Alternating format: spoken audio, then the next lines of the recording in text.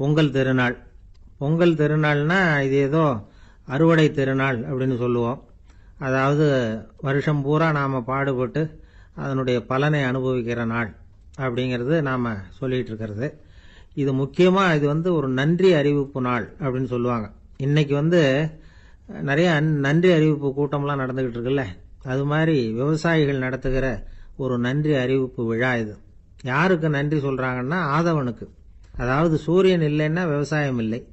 அதனால ஆதவனுக்கு நன்றி செலுத்துகிற நாளாக இந்த பொங்கல் திருநாளை நாம கொண்டாடுறோம். அதாவது இந்த பொங்கல்ல விவசாயிகள்ட்ட இருந்து நிறைய பண்புகளை நாம தெரிஞ்சுக்க வேண்டிய நாள் இது.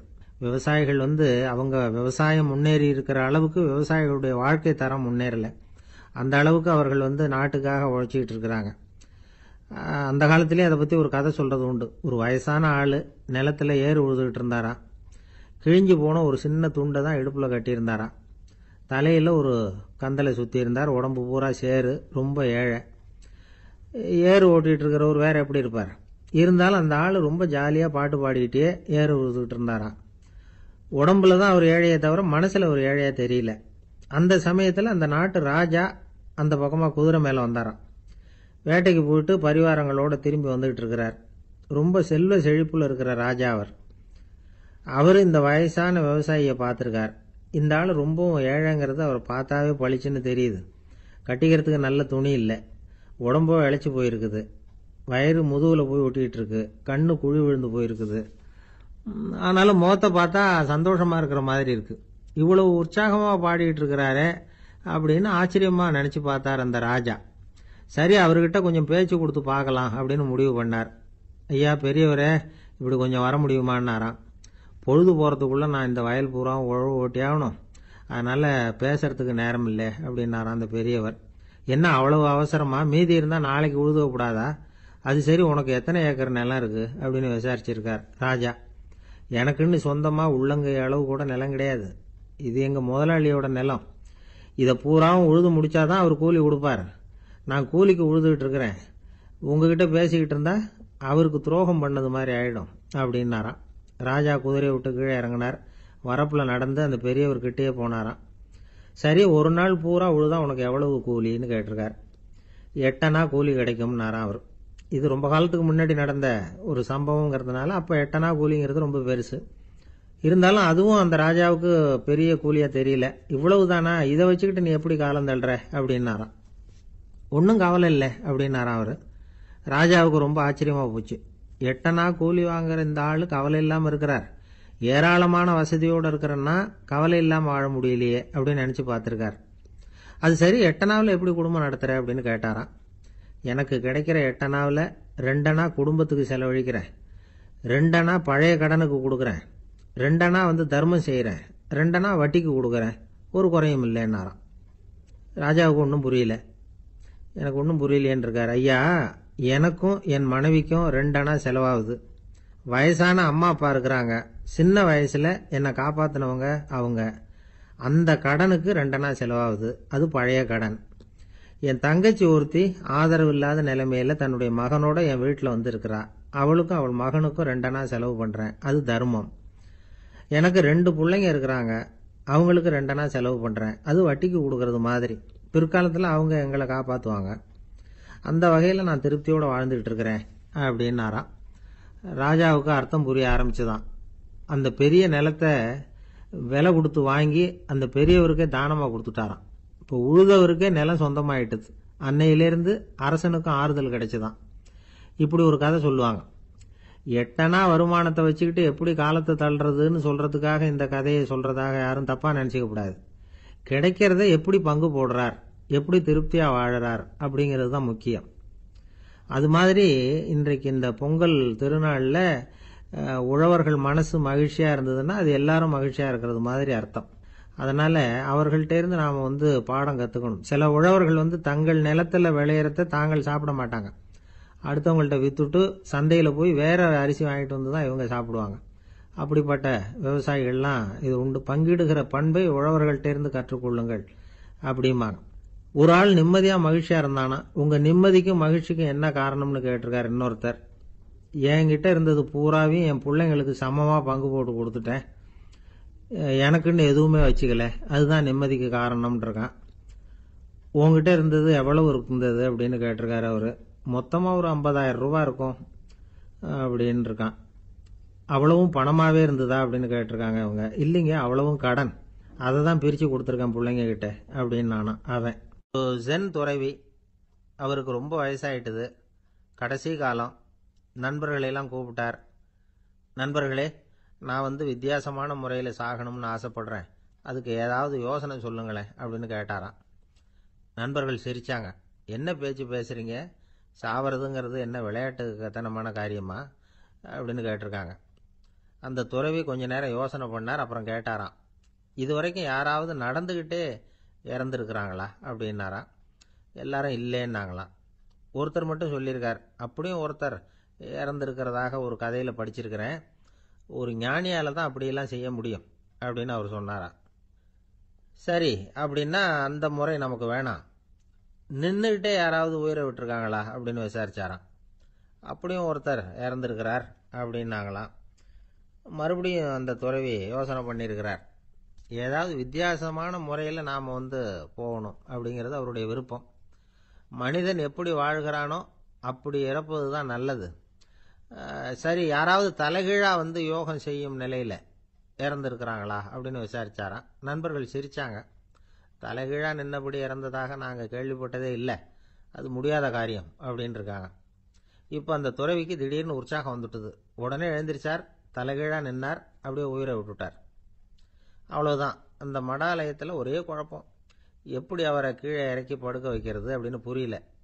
இப்படி உயிர் விடுறதை பற்றி அவங்க இதுவரைக்கும் கேள்விப்பட்டதும் இல்லை. உண்மையிலேயே இவர் இறந்து தான் போனாராங்கிறதும் தெரியல. சோதிச்சு பார்த்தாங்க.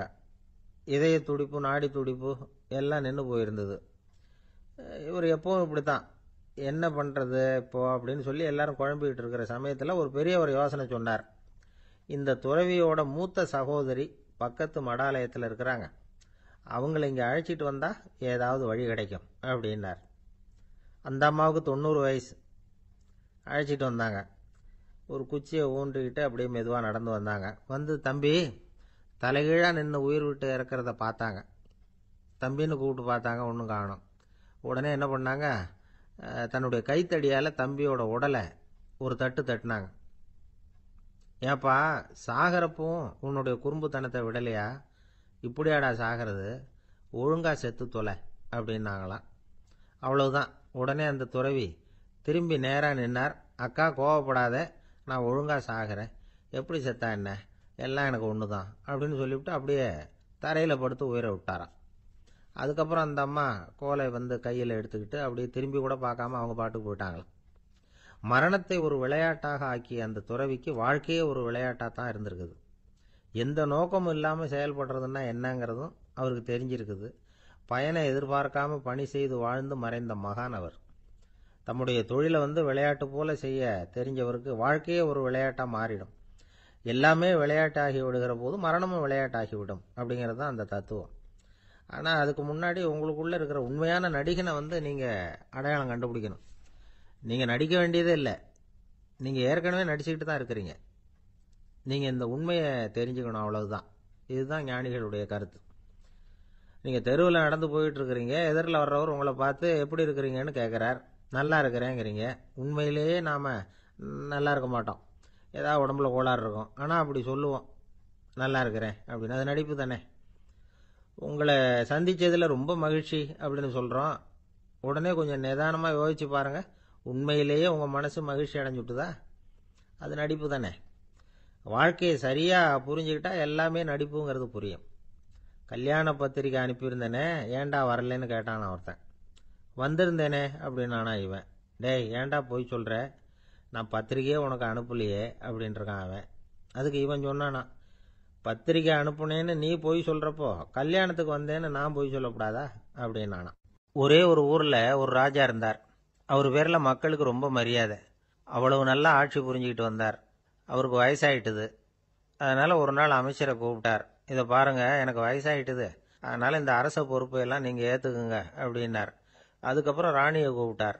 வா, நாம் இனிமேல் இங்கே இருக்க வேணாம், காட்டுக்கு போய் தவம் பண்ணலாம் அப்படின்னு கூப்பிட்டார். இந்த செய்தி மக்களுக்கு அறிவிக்கப்பட்டது. மக்கள் உடனே கூட்டம் கூட்டமா அரண்மனைக்கு வர ஆரம்பிச்சுட்டாங்க. மன்னரை போய் பார்க்கறாங்க. அரசே, தாங்கள் எங்களுக்கு தந்தை மாதிரி. நீங்க காட்டுக்கு போயிட்டா நாங்கள்லாம் இங்க எப்படி இருக்க முடியும்? எங்களுக்கெல்லாம் எந்த துன்பமும் இல்லாம பார்த்துக்கிட்டு வர்றீங்க. இது மாதிரியான ஒரு அரசாட்சி இல்லைன்னா மக்கள் வாழ்ந்து என்ன பயன் அப்படின்னாங்க. இருந்தாலும் என்ன பண்றது, வயசாயிட்ட காரணத்தினால இந்த முடிவுக்கு வர வேண்டியிருக்குது அப்படின்னாரா ராஜா. அப்படின்னா நீங்க காட்டுக்கு போக வேணாம், நாங்க போறோம். நாங்க அங்க போய் தவம் பண்றோம், வழிபாடு பண்றோம். கடவுள் வருவார், அவர்கிட்ட வரம் வாங்கிட்டு வந்துடுறோம் அப்படின்னாங்களாம். அப்படி சொல்லிவிட்டு உடனே எல்லாரும் காட்டுக்கு போனாங்க. நாட்டு மக்கள் எல்லாரும் ஒட்டு மொத்தமாக காட்டில் உட்காந்துக்கிட்டு தவம் பண்ணுறதை பார்த்தார் கடவுள். உடனே புறப்பட்டு வந்தார். எல்லாரும் இப்படி உட்காந்துருக்கிறீங்களே, என்ன வேணும் உங்களுக்கு அப்படின்னு கேட்டார். உடனே மக்கள் எல்லாரும் ஒரு குரலில் சொன்னாங்க, சுவாமி, எங்கள் மன்னன் ரொம்ப நாளைக்கு நல்லபடியாக இருக்கணும். அவர் மகிழ்ச்சியாகவும் உடல் நலத்தோடும் இருந்தாதான் நாங்கள் அமைதியாக வாழ முடியும் அப்படின்னாங்க. சரி, அதுக்கு என்ன செய்யணும் அப்படின்னார் ஆண்டவன். எங்கள் மன்னருக்கு இன்னும் ஒரு 100 வருஷம் ஆயுளை கொடுங்க அப்படின்னாங்க. அவ்வளவுதானே, சரி அப்படியே ஆகட்டும் அப்படின்னு சொல்லிவிட்டு ஆண்டவன் போயிட்டார். மக்கள் மகிழ்ச்சியோடு திரும்பி வந்தாங்க. மன்னா, கடவுள் வரம் கொடுத்துட்டார், நீங்கள் 100 வருஷம் வாழ போகிறீங்க அப்படின்னாங்க. இதை கேட்டதும் ராணி ராஜாவை வணங்கி நான் தவம் செய்ய போகிறேன் அப்படின்னு புறப்பட்டாங்க. உடனே மக்கள் என்ன நினச்சாங்க தெரியுமா? ஐயோ, நாம் ராஜாவுக்கு மட்டும்தானே நீண்ட ஆயுள் வேணும்னு வரம் வாங்கினோம், ராணிக்கு வாங்கலையே, அதுதான் கோபத்தில் புறப்பட்டாங்க போல இருக்கு அப்படின்னு நினச்சி வருத்தப்பட்டாங்க. ஆனால் ராணி நினச்சது அது இல்லை. ராணி போய் தவம் பண்ணாங்க, கடவுள் காட்சி கொடுத்தார். இவங்க கேட்குறாங்க, சுவாமி, ராஜாவுக்கு மட்டும் 100 வருஷம் ஆயுள்னு வரம் கொடுத்துட்டீங்க, அப்படின்னா குடிமக்களும் 100 வருஷம் இருக்கணும். இப்படிப்பட்ட குடிமக்கள் இல்லைன்னா அப்படிப்பட்ட அரசன் இருந்து என்ன பிரயோஜனம் அப்படின்னாங்களாம். ஆண்டவன் பார்த்தார், சரி அவங்களும் 100 வருஷம் வாழ்வாங்க, அது மட்டும் இல்லை, நீயும் 100 ஆண்டு காலம் வாழ வரமளிக்கிறேன் அப்படின்னு சொல்லிவிட்டு மறைஞ்சிட்டார். இதில் ஆண்டவன் வர்றதும் மறையறதும் முக்கியம் இல்லை.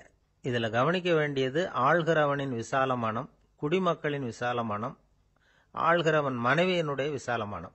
இப்படி ஒரு நாடு இருந்துட்டுதுன்னா எப்படி இருக்கும் வாழ்க்கை நினைச்சு பாருங்க. அதனால தான் பெரியவங்கள்லாம் சொல்றாங்க, இதய வாசல் திறந்தே இருக்கணும், இதயத்தின் கதவுகளை மூடாதீங்க அப்படின்னு சொல்லுவாங்க.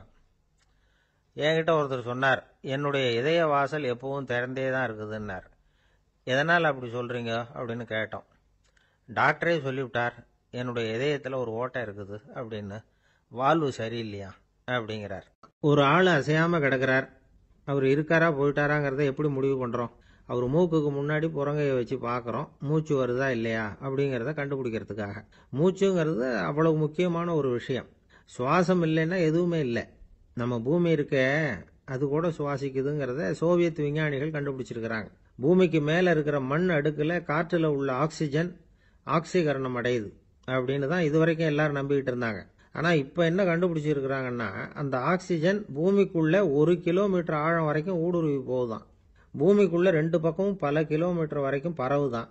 பூமிக்குள்ள இருக்கிற நீர்நிலை அடுக்குகள் தான் நுரையீரல் செய்கிற வேலையை செய்யுதான். நம்ம உடம்புல நுரையீரல் இல்லைன்னா ஒன்றும் நடக்காது.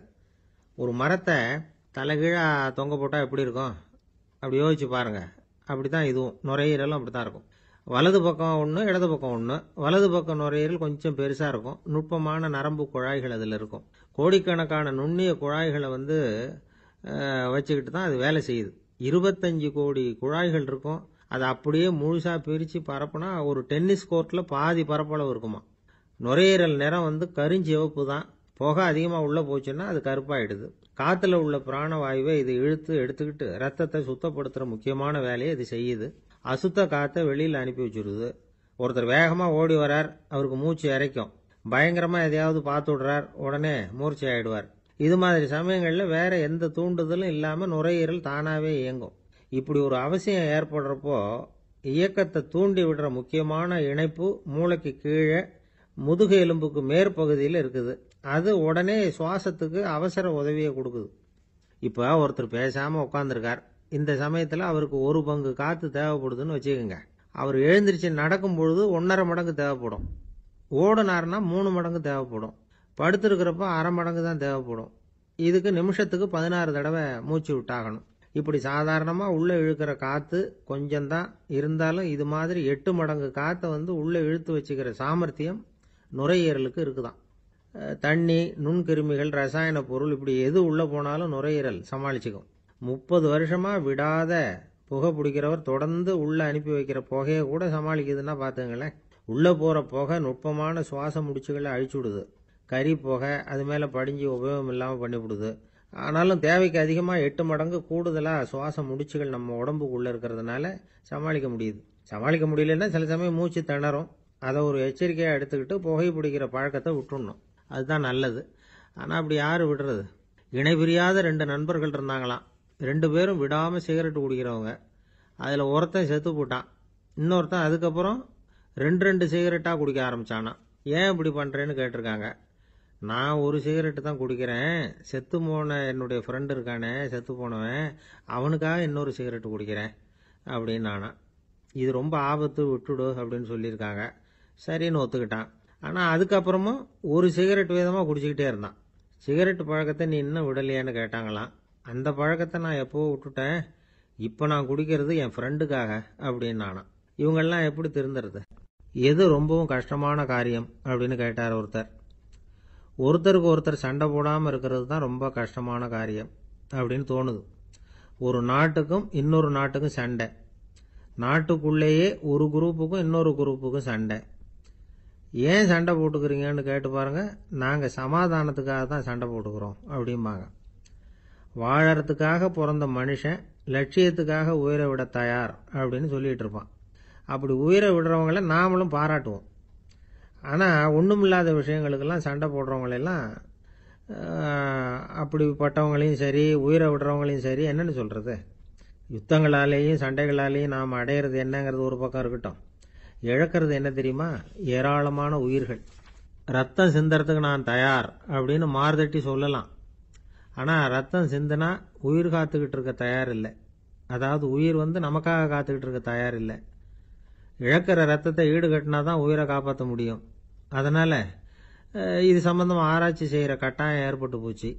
அதோட விளைவாக புதுசாக ஒன்றை கண்டுபிடிச்சிருக்கிறாங்க. அதுதான் செயற்கை ரத்த பொடி. இப்போ இந்த திடீர் சாம்பார் பொடி, திடீர் ரசப்பொடி, திடீர் காப்பி பொடி இப்படிலாம் சொல்கிறோம்ல, அது மாதிரி இது திடீர் ரத்த பொடி. இஸ்ரேல் ஒரு சின்ன நாடு, மக்கள் தொகை குறைச்சல், அதோட போர்கள் வேறு. அதனால் காயம்பட்டவங்களை காப்பாற்றியே தீர வேண்டிய கட்டாயம். காப்பாற்றணும்னா ரத்த இழப்பை தடுக்கணும். அப்படின்னா உடனடியாக புது ரத்தம் செலுத்தி ஆகணும். திடீர்னு ரத்தம் வேணும்னா எங்கே போகிறது? அதுவும் கிடைக்கிற ரத்தம் சேர்ற குரூப்பாக இருக்கணும். ஒரு வேடிக்கை பார்த்தீங்களா, நான் வேறு குரூப்பு நீ வேறு குரூப்புன்னு இவன் சண்டை போடுறான். இதில் அடிபட்டவனுக்கு ரத்தம் கொடுக்க போனால் அதுலேயும் அது வேறு வேறு குரூப்பாக இருக்குது.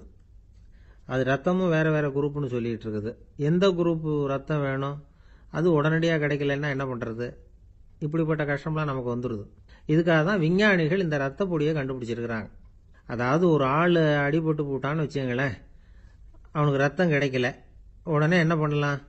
இந்த சுத்தப்படுத்தப்பட்ட தண்ணீரை கொஞ்சம் எடுத்துக்க வேண்டியது, அதில் இந்த ரத்த பொடியை கரைக்க வேண்டியது.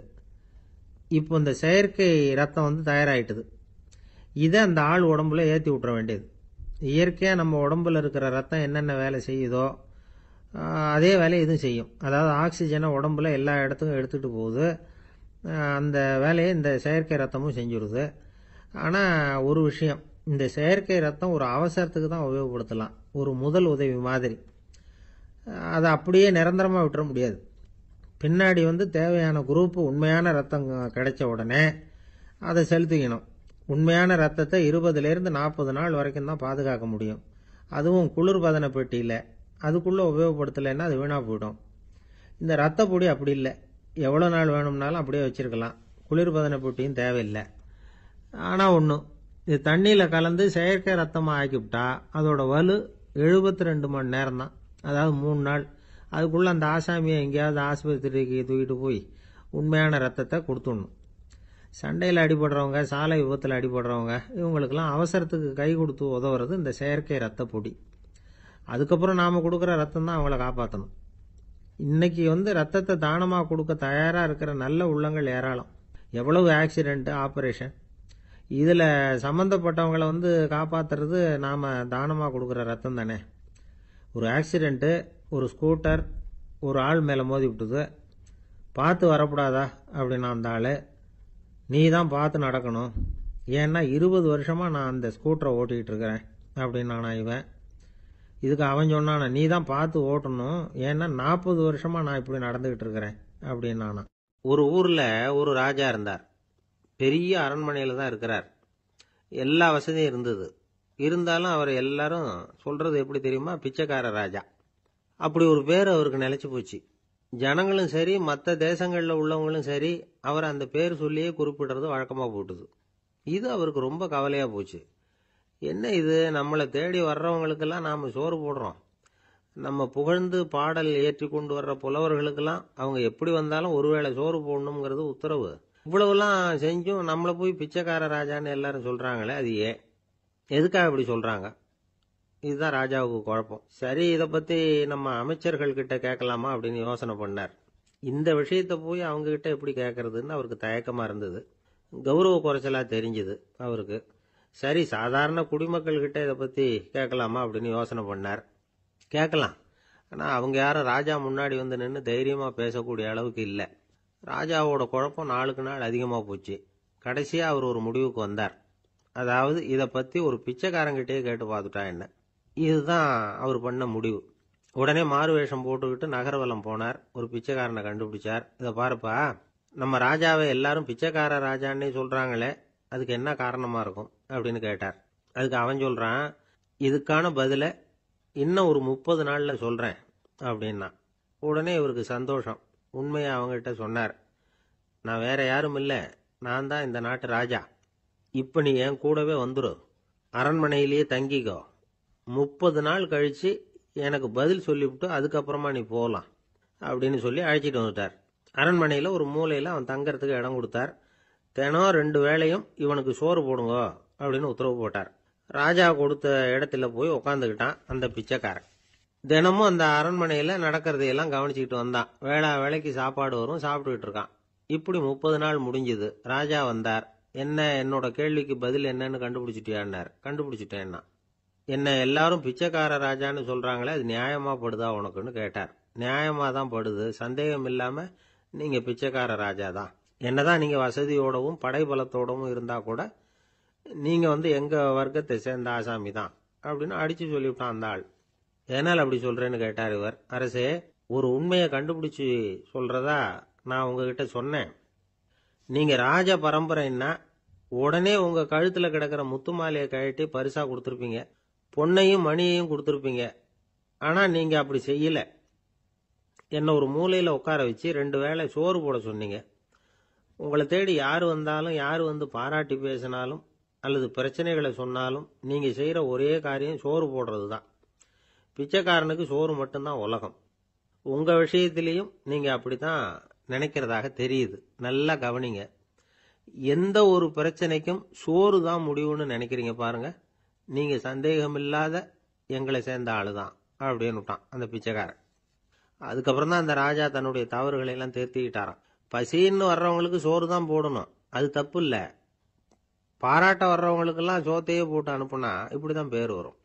எனக்கு தெரிஞ்ச ஒருத்தர் தினமும் யாராவது ஒருத்தரை தன் வீட்டுக்கு அழைச்சிட்டு போவார், சாப்பாடு போட்டு அனுப்புவார். முன்னறிவிப்பு இல்லாம திடீர்னு ஒரு விருந்தாளியோட வீட்டில் போய் இவர் நிக்கிறது வழக்கம்.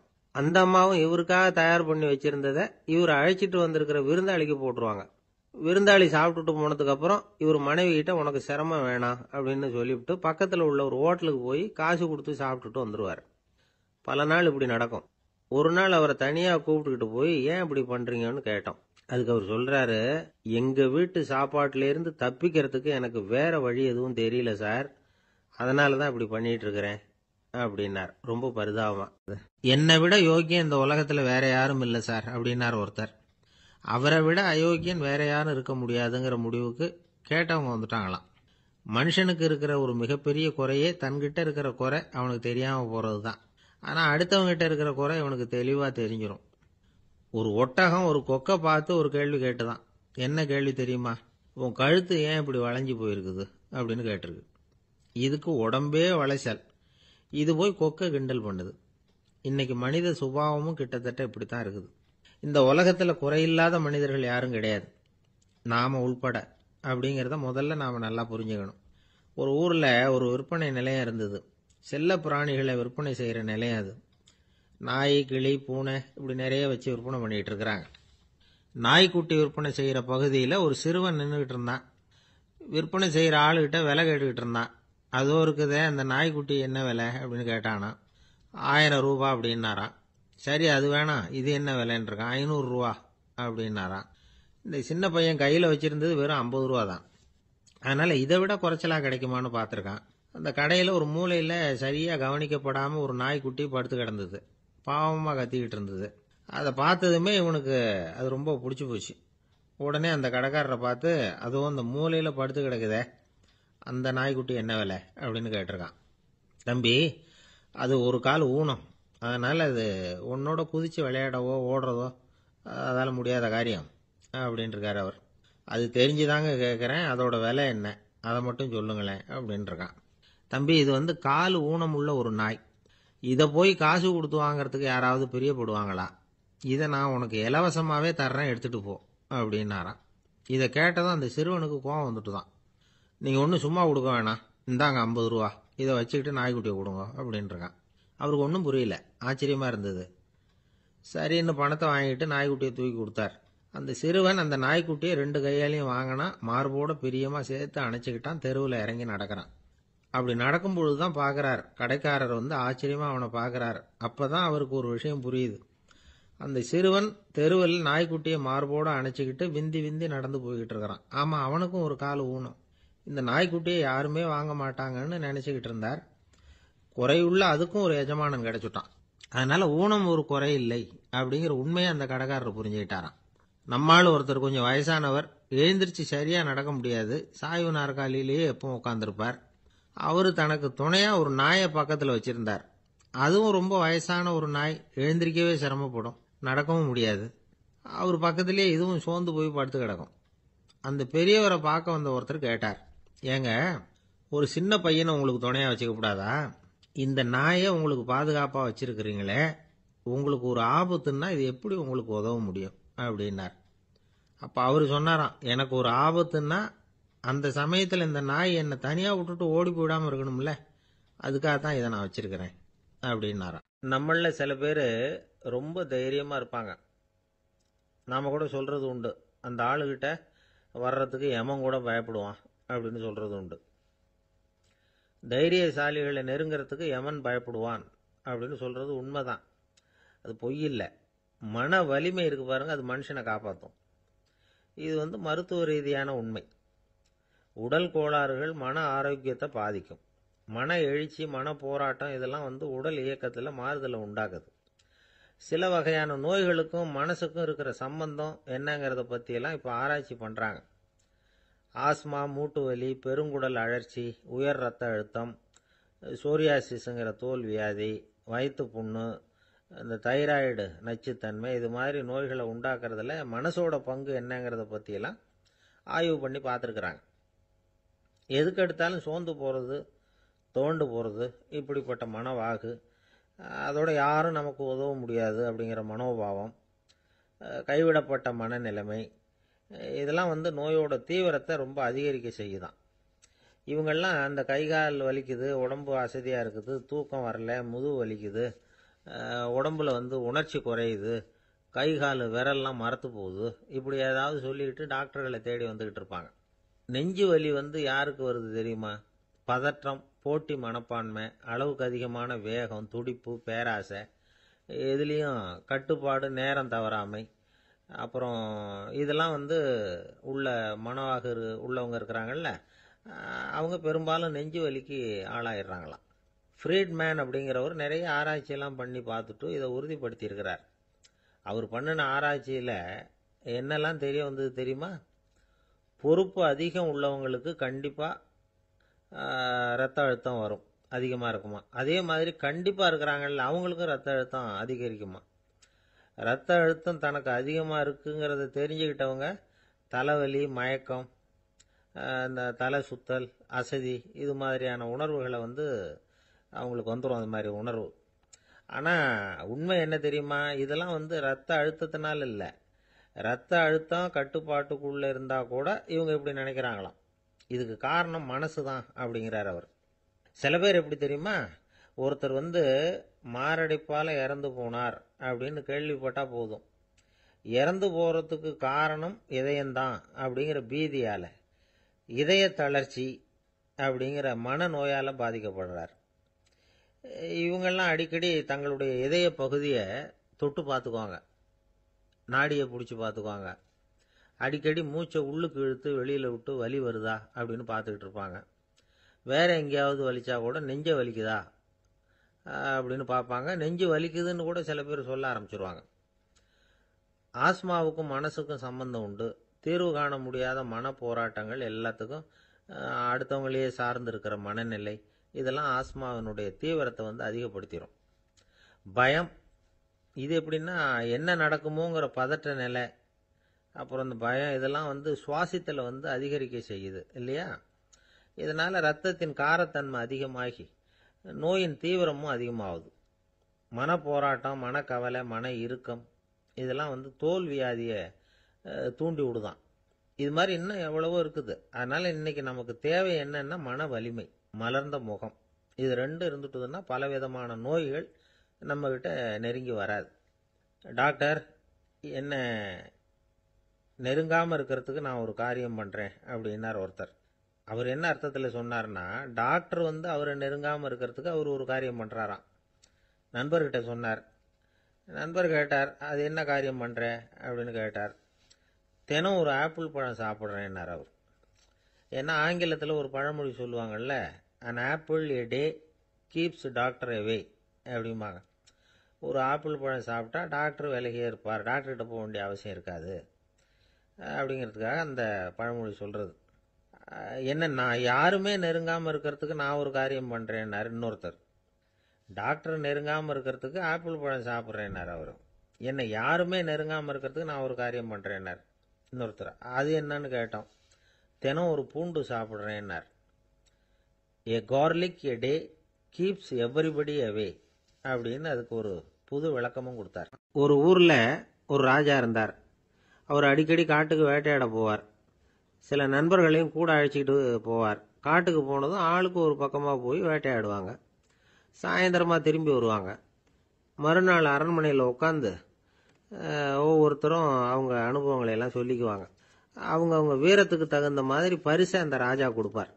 இது மாதிரி ஒரு தடவை எல்லாரும் வேட்டைக்கு போயிட்டு திரும்பி வந்ததும் உட்காந்து பேச ஆரம்பிச்சிருக்கிறாங்க. ஒருத்தன் சொன்னான், தன்னுடைய வீர தீர செயலை பற்றி அளக்க ஆரம்பிச்சிட்டான். ஏன்னா அதுக்கு பரிசு கிடைக்க போகுதில்ல, அதனால. அவன் என்ன சொன்னான் தெரியுமா? அரசே, நேற்றுக்கு காட்டில் என்னாச்சு தெரியுமா? எனக்கு நேராக ஒரு சிங்கம் வாயை திறந்துக்கிட்டு வந்துட்டுது. நான் பயப்படவே இல்லை. உடனே ஒரு கல்லை எடுத்து குறி பார்த்து வீசினேன். சிங்கத்து வாய்க்குள்ளே போய் அந்த கல் மாட்டிக்கிட்டுது. அவ்வளவுதான். அந்த சிங்கம் என்னை பார்த்துட்டு பயந்துட்டு ஒரே ஓட்டமாக திரும்பி ஓடி போயிட்டுது அப்படின்னா. ஆஹா பலே அப்படின்னு எல்லாரும் கை தட்டினாங்க. ரெண்டாவது ஆள் ஒருத்தன் எழுந்திரிச்சான். அவன் சொல்ல ஆரம்பிச்சான், அரசே, நான் போன வழியில் 2 பெரிய மலைப்பாம்பு கிடந்தது. என்னை முழுங்கிறதுக்கு வந்தது. நான் என்ன பண்ணேன் தெரியுமா? அந்த 2 பாம்போட வாலையும் ஒன்னா சேர்த்து முடிச்சு போட்டுட்டேன். அவ்வளவுதான். அது அங்கே இழுக்க, இது இங்கே இழுக்க, முடிச்சு நல்லா இறுகி போட்டுது அப்படின்றான். ஆஹா அற்புதம்னு சொல்லி எல்லாரும் கை தட்டினாங்களாம். அடுத்தபடியாக 3வது ஆள் ஒருத்தன் வந்தான். அவன் சொல்ல ஆரம்பிச்சான், மன்னா, நான் போன பாதையில் குறுக்க ஒரு ஆறு. அதில் இறங்கி குளித்தேன். யாரோ காலை பிடிச்சி இழுக்கிறது மாதிரி இருந்தது. திரும்பி பார்த்தா ஒரு பெரிய முதலை. நான் உடனே அப்படியே ஒரு துள்ளல் துள்ளி அது முதுகில் போய் உக்காந்துக்கிட்டேன். அதை அப்படியே கரைக்கு நீந்த வச்சேன். கரைக்கு சேர்ந்ததும் அப்படியே ஒரே துள்ளி குதிச்சு கரைக்கு வந்துட்டேன் அப்படின்றான். அவன் தன்னுடைய வீரத்தை அப்படி சொல்லியிருக்கான். அடடா, எப்பேற்பட்ட வீரம் அப்படின்னு எல்லாரும் கை தட்டினாங்களாம். 4வது ஆள் எழுந்திரிச்சான். மன்னா, நான் போன இடத்துல ஒரு கரடி என்னை துரத்த ஆரம்பிச்சுட்டுது.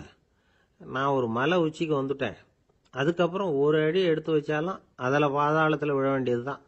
அந்த நேரம் பார்த்து ஒரு பெரிய ராட்சச கழுகு அந்த பக்கமாக பறந்து வந்தது. நான் உடனே அப்படியே உயர எழும்பி அந்த கழுகோட காலை பிடிச்சிக்கிட்டேன். அப்படியே தொங்கிக்கிட்டே வந்தேன். ஒரு நல்ல இடம் வந்ததும் தொப்புன்னு கீழே குதிச்சு நடந்து வந்துட்டேன்னா. இதுக்கும் எல்லாரும் கை தட்டுறாங்க. கடைசியாக ஒரு ஆள் எழுந்திரிச்சான். அரசே, நான் போன வழியில் ஒரு பெரிய யானை குறுக்க வந்தது. பயங்கரமாக சத்தம் போட்டுக்கிட்டே வந்தது. நான் பயந்து ஓடலை. உடனே என்ன பண்ணேன் தெரியுமா? அந்த யானையோட வாலை பிடிச்சி தூக்கினேன், தலைக்கு மேலே தூக்கி கரன்னு சுத்தினேன், வேகமாக சுற்றி வீசி எறிஞ்சேன், அவ்வளவுதான். அதே ஸ்பீடில் அந்த யானை மேலே போக ஆரம்பிச்சுட்டுது. இன்னும் கூட அது போய்கிட்டே தான் இருக்கு, கீழே விழவே இல்லைன்னா. இதை கேட்டதும் ராஜாவுக்கு கோபம் வந்துட்டுது. என்ன முட்டாள்னு நினச்சிக்கிட்டு பேசுறியா? யானையை நீ வாலை பிடிச்சி தூக்குன, அதை நான் நம்பணுமா அப்படின்னார். உடனே இவன் பணிவா பதில் சொன்னான். அரசே, ஒரு சிங்கத்து வாயில கல்லு மாட்டிக்கிட்டதை நம்புறீங்க, மலைப்பாம்பு வாலை பிடிச்சி முடிச்சு போட்டதை நம்புறீங்க, முதல்ல முதுகலை சவாரி பண்ணதையும் நம்புறீங்க, கழுகு காலை பிடிச்சிக்கிட்டு பறக்கிறதையும் நம்புறீங்க. அப்படி நம்புறப்ப நான் சொன்னதை மட்டும் நம்பக்கூடாதா அப்படின்னு கேட்டானான். பொய் சொன்னவங்கெல்லாம் தலையை தொங்க போட்டுக்கிட்டாங்களாம். ராஜா அவங்கள பார்த்து சொன்னாராம், நீங்க எல்லாரும் என்ன முட்டாளாக்கி இருக்கிறீங்க. கடைசியா பேசின இவன் தான் எனக்கு உண்மை எது பொய் எதுங்கிறத புரிய வச்சிருக்கிறான். இவன் தான் உண்மையான தைரியசாலி அப்படின்னு சொல்லி அவனுக்கே பரிசெல்லாம் கொடுத்து பாராட்டினாராம். இப்படி ஒரு கதை. உண்மையை நிலைநாட்டுகிறவன் தான் உண்மையான வீரன் அப்படிங்கிறத இதுல இருந்து நாம புரிஞ்சுக்கணும். இந்த காலத்துல எல்லாம் பொய் சொன்னாதான் பழைக்க முடியுங்கிறது ஒரு சில பேரோட நம்பிக்கை. ஒரு அப்பாவுக்கு தன் மகனுக்கு பொய் சொல்ல தெரியலையேங்கிற கவலை. பொய் சொன்னாதான் இந்த உலகத்துல பிழைக்கலாம், ஆனா இவனுக்கு அது தெரியலையே, அதனால இவனை அழைச்சிட்டு போய் நடுக்கடல்ல விட்டுட்டு வந்துருவோம் அப்படின்னு அழைச்சிட்டு புறப்பட்டான். கடற்கரைக்கு போனான். மகனுக்கு சந்தேகம், எங்கப்பா என்ன அழைச்சிட்டு போறேன்னு கேட்டிருக்கான். கடல்ல மீன் பிடிக்க கத்து கொடுக்க போறேன் உனக்கு அப்படின்னானா. நான் ஏற்கனவே மீன் பிடிச்சிட்டேனேன்னானா இவன் மகன். எங்க அதுன்னு கேட்டிருக்கான் அப்பங்காரன். சுட்டு சாப்பிட்டுட்டேன் இருக்கான் புள்ள. அப்பங்காரன் பார்த்தான், சரி நம்ம புள்ள பொழைச்சிக்கோ அப்படின்னு சொல்லி திருப்பி அழைச்சிட்டு வந்துட்டான். ஒரு பெரிய பியானோ கலைஞர் வியன்னாவில் இருந்தார். ரொம்ப புகழ்பெற்ற இசை கலைஞர் அவர். இங்கிலாந்து மகாராணி விக்டோரியா அவருடைய சங்கீதத்தை கேட்கணும்னு ஆசைப்பட்டாங்க. அவரை அரண்மனைக்கு கூப்பிட்டாங்களாம். பியானோ வாசிக்க சொல்லி கேட்டாங்களாம்.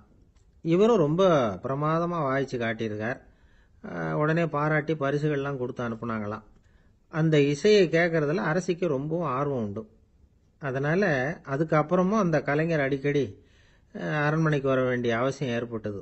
ஏன்னா அரசி கூப்பிட ஆரம்பிச்சாங்க. இவர் போகணும், அங்கே இசை நிகழ்ச்சி நடத்தணும். இவர் அங்கே பாடி வாசிக்கிறது உண்டு.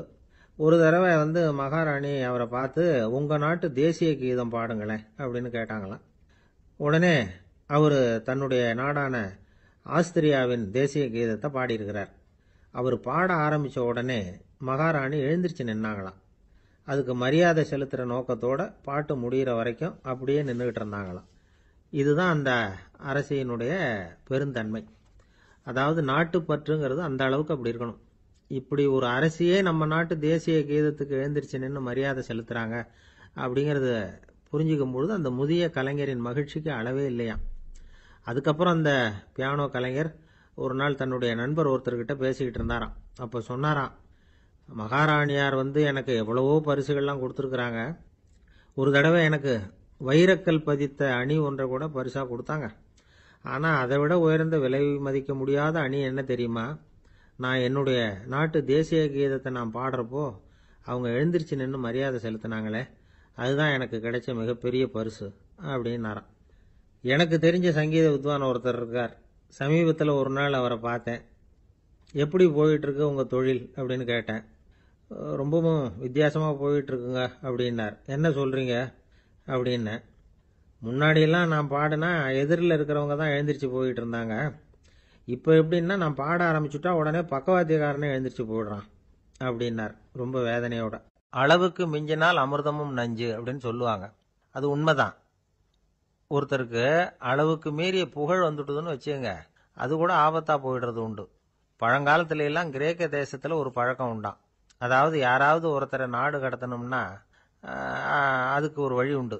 அதாவது ஒருத்தரை நாடு கடத்தணும்னு மக்கள் விரும்புறாங்கன்னு வச்சுங்களேன், அவர் பேரை ஒரு மண்பாண்ட ஓட்டுச்சில்லில் எழுதி அதை ஒரு குறிப்பிட்ட பொது இடத்துல போட்டுற வேண்டியது, அவ்வளவுதான். இது மாதிரி பல பேர் போட்டுக்கிட்டே இருப்பாங்க. எல்லாம் அப்படியே குவிஞ்சு போயிடும். அந்த ஓட்டாஞ்சில்லு குவியல்ல யாருடைய பேர் அதிகமாக இருக்குதோ அந்த நபரை ஒரு 10 ஆண்டுகள் நாடு கடத்தி விடுவாங்க. இது அந்த ஊர் வழக்கமா. ஒரு நாள் அந்த குவியலுக்கு பக்கத்தில் ஒரு ஆள் நின்றுட்டு இருக்கிறான். அவன் கையில் ஒரு ஓட்டாஞ்சில்லு வச்சிருக்கிறான். அதில் யாரோட பேரையோ எழுதணும், எழுதி அந்த இடத்துல போடணுங்கிறது அவன் ஆசை. ஆனால் அவன் படிக்காதவன், அதனால எழுத தெரியல. யாராவது அந்த வழியா வர்றாங்களான்னு பார்த்துக்கிட்டே நின்றுகிட்டு இருந்தான். ஒரு பெரியவர் வந்துகிட்டு இருந்தார். அவர்கிட்ட ஓடினான். கையில் இருந்த மண்பாண்ட சில்லை கொடுத்தான். ஐயா, இதில் ஒரு பேர் எழுதி கொடுங்களேன்னா. அந்த பெரியவர் அதை வாங்கி கையில் வச்சுக்கிட்டு, என்ன பேர் எழுதணும் சொல்லு அப்படின்னா. இவன் சொன்னான், அரிஸ்டைடிஸ் அப்படின்னு எழுதுங்க அப்படின்னா. இதை கேட்டதும் அந்த பெரியவருக்கு அதிர்ச்சி. ஏன்னா அவர் தான் அரிஸ்டைடிஸ், தத்துவ மேதை அரிஸ்டைடிஸ் அவர். இருந்தாலும் நான் தான் அதுங்கிறத காட்டிக்காம அந்த ஆளுகிட்ட கேட்டார். அது சரிப்பா, அரிஸ்டைடிஸ்ங்கிற பேரை எழுத சொல்ற, அவர் உனக்கு என்ன கெடுதல் பண்ணார்? அவர் பேரை இதில் எழுத சொல்றியே அப்படின்னு கேட்டிருக்கார். அதுக்கு இவன் சொன்னானா, அவர் எனக்கு எந்த கெடுதலும் பண்ணல, அவரை நான் பார்த்தது கூட இல்லை அப்படின்ட்டுருக்கான். அப்புறம் எதுக்காக அவரை நாடு கடத்தணும்னு நீ ஆசைப்படுற அப்படின்னு கேட்டிருக்கார். இப்போ அந்த ஆள் சொல்கிறான், அரிஸ்டைடஸை பற்றி எல்லாரும் பேசுகிறாங்க, அவர் ரொம்ப நல்லவர், அவர் ஒரு பெரிய அறிவாளிங்கிறாங்க, அவர் ஒரு பெரிய வள்ளல், பேரறிஞர், இப்படி எல்லாரும் சொல்கிறத கேட்டு கேட்டு எனக்கு ரொம்ப அலுத்து போயிட்டுது, அதனால தான் வெறுப்பாயிட்டேன் அப்படின்னு நானும். இதிலேருந்து என்ன தெரியுது? நாம் நல்லவனாக இருக்கிறதுல ஒன்றும் இடைஞ்சல் இல்லை. ஆனால் நம்மளை நல்லவன் நல்லவன் எல்லாரும் சொல்ல ஆரம்பிச்சிட்டாங்கன்னு வச்சுக்கோங்க, அப்போ இடைஞ்சல் ஆரம்பம்னு அர்த்தம். எதுவுமே அளவுக்கு மிஞ்சி போகாமல் பார்த்துக்க வேண்டியது ரொம்ப அவசியம். அளவுக்கு அதிகமாக ஆசைப்படாதவங்களில் ஆப்ரஹாம் லிங்கனும் ஒருத்தரான். அவர் ஒரு தடவை தன்னுடைய நண்பர்கள்கிட்ட பேசிக்கிட்டு இருந்தாராம். ஒருத்தர் கேட்டிருக்கார், ஒரு மனுஷனுக்கு கால்கள் எவ்வளோ உயரம் இருக்கணும் அப்படின்னு கேட்டாராம். இதுக்கு ஆப்ரஹாம் லிங்கன் சொன்னாராம், அது என்ன, இடுப்புலேருந்து தரையை தொடுற அளவுக்கு உயரம் இருந்தால் போதும் அப்படின்னாராம். காசி மாநகரத்தை பிரம்மதத்தன் அப்படிங்கிற ராஜா ஆட்சி பண்ணிட்டு வந்தார். அவர் ஒவ்வொரு வருஷமும் ஒரு திருவிழா நடத்துறது வழக்கம். எல்லா தேசத்திலிருந்தும் எல்லா வகையான ஜனங்களும் அதில் கலந்துக்குவாங்க. ஒரு சமயம் அது மாதிரி விழா நடந்துக்கிட்டு இருந்தது. வைகுண்டத்திலிருந்து தேவலோகத்திலிருந்து நிறைய தேவகுமாரர்கள்லாம் காசி நகருக்கு அப்போது வந்திருந்தாங்க. அதில் முக்கியமாக ஒரு 4 தேவகுமாரர்கள், அந்த 4 பேரையும் சுற்றி ஏகப்பட்ட கூட்டம். அப்படி என்ன விசேஷம் அவங்கக்கிட்ட அப்படின்னா, மற்றவங்களை விட அவங்க முகம் அழகாக இருந்ததா அப்படி பார்த்தா அப்படியும் இல்லை. அவங்க அணிஞ்சிருந்த மலர் மாலைகள் தான் அதுக்கு காரணமாக.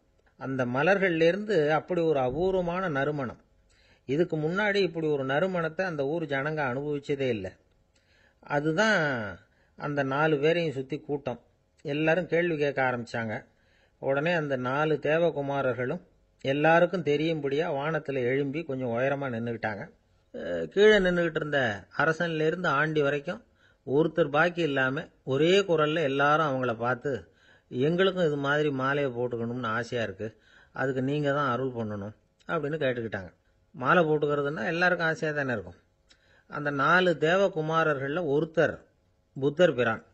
அவர் சொன்னார், பூலோகவாசிகளே, நான் சொல்கிறத கொஞ்சம் பொறுமையாக கேளுங்க. கக்காரு அப்படிங்கிற கற்பக விருஷத்தின் மலர்களால் தொடுக்கப்பட்டது இந்த மாலை. இதுக்கு நிறைய சக்தி உண்டு, எந்த காலமும் இது வாடாது, வாசனையும் குறையாது.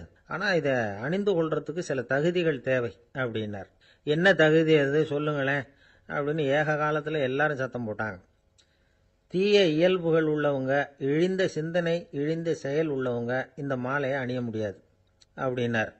அவ்வளோதான். கூட்டத்தில் சத்தம் போட்டவங்கள்லாம் மெதுவாக அப்படி அடங்க ஆரம்பிச்சிட்டாங்க.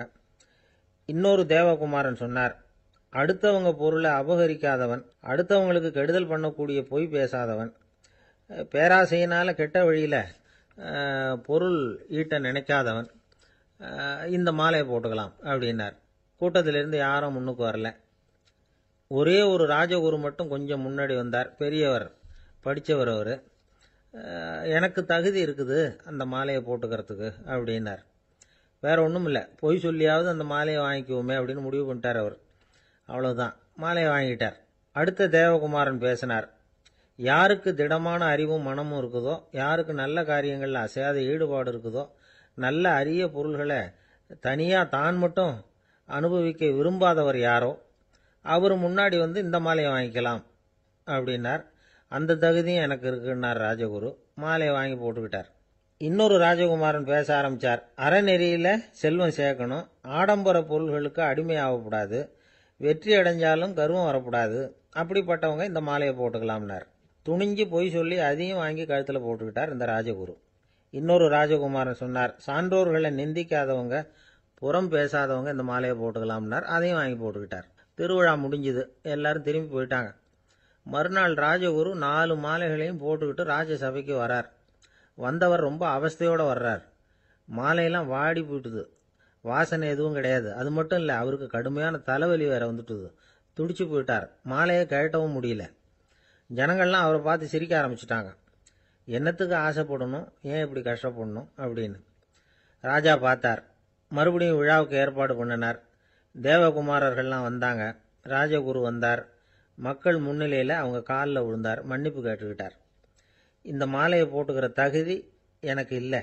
தகுதி இல்லாத ஒருத்தன் தகாத தகுதியை பொய் மூலம் பெறணும்னு ஆசைப்படுறாங்களே, அவங்களுக்கெல்லாம் என்னுடைய தண்டனை ஒரு எச்சரிக்கையாக இருக்கட்டும்னார்.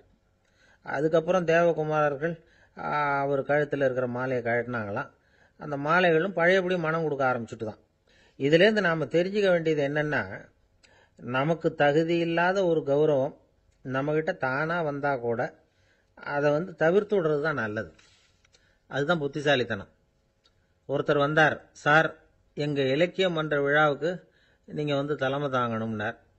உடனே இவர் சொன்னார், பேச்சாளர், சார், இலக்கியத்தை பற்றி பேசுகிற தகுதி எனக்கு இல்லையே அப்படின்னார்.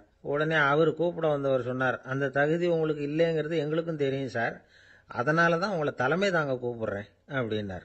அது சரி, தலைமைன்னா அதுக்கு இவர் என்னதான் அர்த்தம் பண்றாருன்னு தெரியல. காஞ்சிபுரத்துல பல்லவ ராஜா ஒரு கோவில் கட்டினார், கைலாசநாதர் கோவில். அதுக்கு கும்பாபிஷேகம் பண்றதுக்கு ஒரு நாள் குறிப்பிட்டு அதுக்கு வேண்டிய ஏற்பாடுகள்லாம் பண்ணினார். முதல் காரியமா கடவுளை வேண்டிக்கிட்டார், நீங்க இந்த கும்பாபிஷேகத்துக்கு நேரில் கலந்துக்கணும்னார். கடவுள் அந்த ராஜா கனவுல வந்தார். நீ கும்பாபிஷேகம் வச்சிருக்கிற அதே நாள்ல அதே நேரத்துல எனக்கு இன்னொரு ஊர்ல ஒரு கும்பாபிஷேகம் இருக்குது, அதுக்கு போக வேண்டியிருக்கு. அதாவது திருநின்ற ஊர்ல என்னுடைய பக்தர் ஒருத்தர், அவரும் ஒரு கோயில் கட்டி கும்பாபிஷேகம் செய்கிறார். நான் அதுக்கு போக வேண்டியிருக்கு, அதனால உன்னுடைய தேதியை நீ மாத்தி வச்சுக்கோ அப்படின்னார். கடவுள் தான் எங்கேயும் இருக்கிறவராச்சே, அவர் நினைச்சா 2 இடத்துலயும் இருந்து கோயில் கும்பாபிஷேகத்தை நடத்த முடியாதா? ஏன் அப்படி செய்யல? அது ஒரு முக்கியமான காரணத்துக்காகத்தான். திருநின்ற ஊர்ல இருந்த பூசலாருங்கிற அந்த அடியாரின் பெருமையை இந்த உலகத்துக்கு எடுத்து காட்டணுங்கிறதுக்காகத்தான் கடவுள் அந்த ராஜா கிட்ட அப்படி சொன்னார். சரி, அந்த அடியார் அப்படி என்னதான் பெருசா கோயில் கட்டி விட்டார்? ராஜா கட்டின கோயிலை விட பெருசா? அவர் கட்டினது கருங்கல்லாலேயோ மண்ணாலேயோ மரத்தாலேயோ இல்லை. அவர் கட்டின கோயில் வேற மாதிரி. அது மனசால கட்டின கோயில், மனசுக்குள்ள இருக்கிற கோவில், மனக்கோவில். அந்த அடியார் தன்னோட மனசுக்குள்ள மாசக்கணக்கா ஒவ்வொரு கல்லா சேர்த்து கட்டின கோவில். இந்த விஷயம் ராஜாவுக்கு தெரியாது. அவர் என்ன நினைச்சுட்டாரு, அது நாம கட்டின கற்கோயிலை விட ரொம்ப பெருசா இருக்கும் போல இருக்கு அப்படின்னு நினைச்சுட்டாரு. சரி, அப்பேற்பட்ட அந்த கோயிலை தரிசனம் பண்ணிவிட்டு வருவோம் அப்படின்னு நினைச்சு ராஜா திருநின்ற ஊருக்கு போறார். அங்க போய் பார்த்தா கோயிலையும் காணும், ஒன்னையும் காணும். கடைசியில பூசலார் கட்டின மனக்கோவில் தான் அதுங்கிறத அவர் புரிஞ்சுக்கிறார். உடனே அந்த அடியாரின் காலில் விழுந்து வணங்குறார். அவரோ, இது மனசால முயன்ற கோவில், இதுக்கு இத்தனை பெருமையா அப்படின்னு ஆச்சரியப்படுறார். இதுல ஆச்சரியப்படுறதுக்கு ஒண்ணும் இல்லை. ஆண்டவன் விரும்புறது அகபக்தியையே தவிர புற தோற்றங்களே அல்ல. இதை நாம புரிஞ்சுக்கிட்டோம்னா நமக்குள்ள எந்த வேறுபாடுகளும் வர்றதுக்கு வழியே இல்லை. இன்னொரு ராஜா இருந்தார். அவரு ஆண்டவனுக்கு படைக்கிறதுக்காக ஒரு தார் நல்ல செவ்வாழை பழமா எடுத்துக்கிட்டு போகணும்னு நினைச்சார். அதனால முத நாளே அதை வாங்கிட்டு வர சொன்னார் வேலைக்காரங்கிட்ட. வேலைக்காரன் போனா கடத்தெருவில் ஒரு தார் பழம் வாங்கினா. வர்ற வழியில அவன் குடிசை, அப்படியே எட்டி பார்த்துட்டு போவோமேன்னு நினைச்சான். போனான். அங்க இவனோட குழந்தை பாவம் பசியால கத்திக்கிட்டு இருக்கு. இவன் பார்த்தான், இவ்வளவு பெரிய தாரில் ஒரு 2 பழம் எடுத்தா தெரியவா போகுது அப்படின்னு நினைச்சு ஒரு 2 பழத்தை பிச்சு அந்த குழந்தைகிட்ட கொடுத்தான். அதை வாங்கி வயிறார சாப்பிட்டுது, பசி அடங்குச்சு, விளையாட போயிட்டுது. இவன் அதுக்கப்புறம் வாழைப்பழத்தை எடுத்துக்கிட்டு அரண்மனைக்கு வந்தான். 2 பழம் பிச்சிருக்கிறது ராஜாவுக்கு தெரிஞ்சு போச்சு. இவன் உண்மையை சொல்லிவிட்டான். உடனே ராஜா, கடவுளுக்கு படைக்க வேண்டிய பொருளை குழந்தை எச்சில் பண்ண விட்டுருக்கியே அப்படின்னு சொல்லி அவனை கட்டி வச்சு சாட்டையால் அடிச்சார் பாவம். மறுநாள் பழத்தை கோயிலுக்கு எடுத்துட்டு போனார். கடவுள் முன்னாடி வச்சார். கடவுள் கண்ணை திறந்து பார்த்தார், பழம்லாம் அழுகி இருக்குது. என்ன இது அழுகி போன பழம் அப்படின்னார். ராஜா முழிச்சார். நல்லா தானே இருந்தது அப்படின்னு நினைச்சார். அப்போ கடவுள் அந்த ராஜா கிட்ட சொன்னாராம், இத பாருப்பா, இந்த தாரில் 2 பழம் தான் நல்ல பழம், அந்த 2 பழங்களையும் நேத்திக்கே நான் சாப்பிட்டுட்டேன் அப்படின்னாராம். அப்பதான் ராஜாவுக்கு புரிஞ்சுது, ஏழை குழந்தையின் பசியை தீர்க்கறதுக்காக உதவுன அந்த 2 பழம்தான் இறைவன் சாப்பிட்ட பழம்னு. இறைவன் இருக்கிற இடம் எது? இதுதான். ஒருத்தரை பார்த்து உன்னுடைய நண்பர்கள் யார் அப்படின்னு ஒரு கேள்வி கேட்டு பாருங்க. கொஞ்சம் யோசிச்சு யோசிச்சு பதில் சொல்லுவாங்க. அவங்க கிட்டயே உன்னுடைய எதிரிகள் யார் அப்படின்னு கேளுங்க, கடகடன்னு ஒப்பிச்சிருவாங்க. நம்ம மனசு இருக்க அது எப்படின்னா, நம்ம நண்பர்களை விட எதிரிகளை அது நல்லா ஞாபகத்தில் வச்சுக்கும். இது ஒரு ஆச்சரியமான உண்மை. உங்களால நண்பர்களை மறந்துட முடியும், ஆனா எதிரிகளை மறந்துட முடியாது. இது ஒரு வேடிக்கையான நிலைமை தான். அழகான தருணங்களை நாம ஏன் மறந்துடுறோம்? இது இயற்கை. ஏன்னா நம்ம மனசு மலர்களை கவனிக்கிறது இல்ல, அதுல இருக்கிற முள்ளை தான் கவனிக்குது. தன்னை காயப்படுத்துகிற எதையும் அது உடனே கண்டுகொள்ளுது. ஒரு தெளிந்த சிந்தனை உடைய மனசு மிக அழகாக உள்ள எல்லாத்தையும் கவனிக்கும். அது நன்றியுடன் உணரக்கூடிய எல்லாத்தையும் பார்த்து குறிச்சிக்கும். இப்படிப்பட்டவங்க வாழ்க்கை இயல்பாகவே நல்லா அமையும். அது ரொம்ப அபூர்வம். மனசுல உள்ள ஒரு சிறிய அமைப்பை மாற்றுவதை பொறுத்து தான் இந்த விஷயம் அப்படிங்கிறார் ஓஷோ. ஒரு யூத கோவில் இருந்துதான். அது யூதர்களின் மடமாவும் இருந்தது. அங்க ஒரு தலைமை குரு, அவர் ரொம்ப கண்டிப்பானவர். அந்த கோவிலை ஒட்டி ஒரு தோட்டம். ஒரு நாள் காலையில் அந்த தோட்டத்தில் 2 இளம் யூதர்கள் நடந்து போய்கிட்டு இருக்கிறாங்க. காலையில் 1 மணி நேரம், மாலையில் 1 மணி நேரம் அவங்க அந்த தோட்டத்தில் நடக்கிறதுக்கு அனுமதி உண்டு. மற்ற நேரங்களில் அவங்க மத புத்தகங்களை படிக்கணும், பிற விதிமுறைகளை கடைபிடிக்கணும். அந்த 2 பேருமே தொடர்ந்து புகைப்பிடிக்கிற பழக்கம் உள்ளவங்க. ஆனால் கோவில் மடத்தில் இருக்கிறப்போ அவங்க புகைப்பிடிக்க முடியாது, அது கடுமையான குற்றம். சரி, நாம் தோட்டத்தில் இருக்கிறப்போவாவது புகைப்பிடிக்கலாமா அப்படின்னு ஒரு ஆசை அவங்க 2 பேருக்குமே. இருந்தாலும் பயம். இப்படி கேட்டால் மதகுரு என்ன சொல்லுவாரோ அல்லது என்ன செய்வாரோங்கிற பயம். இப்படியே கொஞ்ச நாள் ஆச்சு. ஒரு நாள் இந்த 2 பேரில் ஒருத்தன் ரொம்ப கலங்கி போய் அந்த கோவில்ல இருந்து வெளியில் வந்துக்கிட்டு இருந்தான். வந்தவன் நேராக தோட்டத்து பக்கம் போனான். அங்கே இன்னொருத்தன் ஆனந்தமாக புகை பிடிச்சிக்கிட்டு இருக்கிறான். அதை பார்த்து தான் இவனுக்கு அதிர்ச்சி. அட கடவுளே, என்ன இது, நீ கேட்காமலே ஆரம்பிச்சிட்டியா அப்படின்னா. இல்லை இல்லை, நான் கேட்டுவிட்டு தான் ஆரம்பிச்சிருக்கேன்னா அவன். அப்படியா, என்ன மனுஷன் இவர், நானும் தான் கேட்டேன், என்ன கண்ணாமுன்னான்னு திட்டிவிட்டார். இது என்ன கோவிலா இல்லை நரகமா? உனக்கு புகை பிடிக்கணும்னு ஆசையாக இருந்தால் நரகத்துக்கு போகணும்னு சொல்லிவிட்டார். அது சரி, உன்னை மட்டும் எப்படி அனுமதிச்சார் அப்படின்னு கேட்டான் இவன். அவன் சிரிச்சுக்கிட்டே, நீ எப்படி கேட்ட சொல்லு அப்படின்னா. நாம் இந்த தோட்டத்துக்கு வர அனுமதிக்கப்பட்டிருக்கிறதே ஜபத்துக்காகத்தானே, அதனால் நான் ஜபம் சொல்லும் பொழுது புகை பிடிக்கலாமா அப்படின்னு கேட்டேன். அதுக்கு தான் அவர் சத்தம் போட்டு என்னை அடிக்கவே வந்துட்டார் அப்படின்னா இவன். நீ ஒரு மாதிரியாக கேட்டிருக்க, நான் வேற மாதிரியாக கேட்டிருக்கிறேன். ஜபம் சொல்லும்போது புகை பிடிக்கலாமான்னு நீ கேட்டிருக்க. ஐயா, புகை பிடிக்கும் பொழுது ஜபிக்கலாமா அப்படின்னு நான் கேட்டேன். அதில் தப்பு ஒன்றும் இல்லை அப்படின்னு பதில் சொல்லிட்டார் அப்படின்னா. ஒரு சிறிய மாற்றம்தான் அது மிகப்பெரிய மாறுதலை ஏற்படுத்தி விட்டது. மனசு நல்ல விதமாக சிந்திக்க ஆரம்பிச்சுட்டுதுன்னா மகிழ்ச்சிக்கு பஞ்சம் இல்லை. ஒரு கஞ்சன் ஆற்றுல விழுந்துட்டான். வெள்ளத்தில் தத்தளிச்சுக்கிட்டு இருக்கிறான்.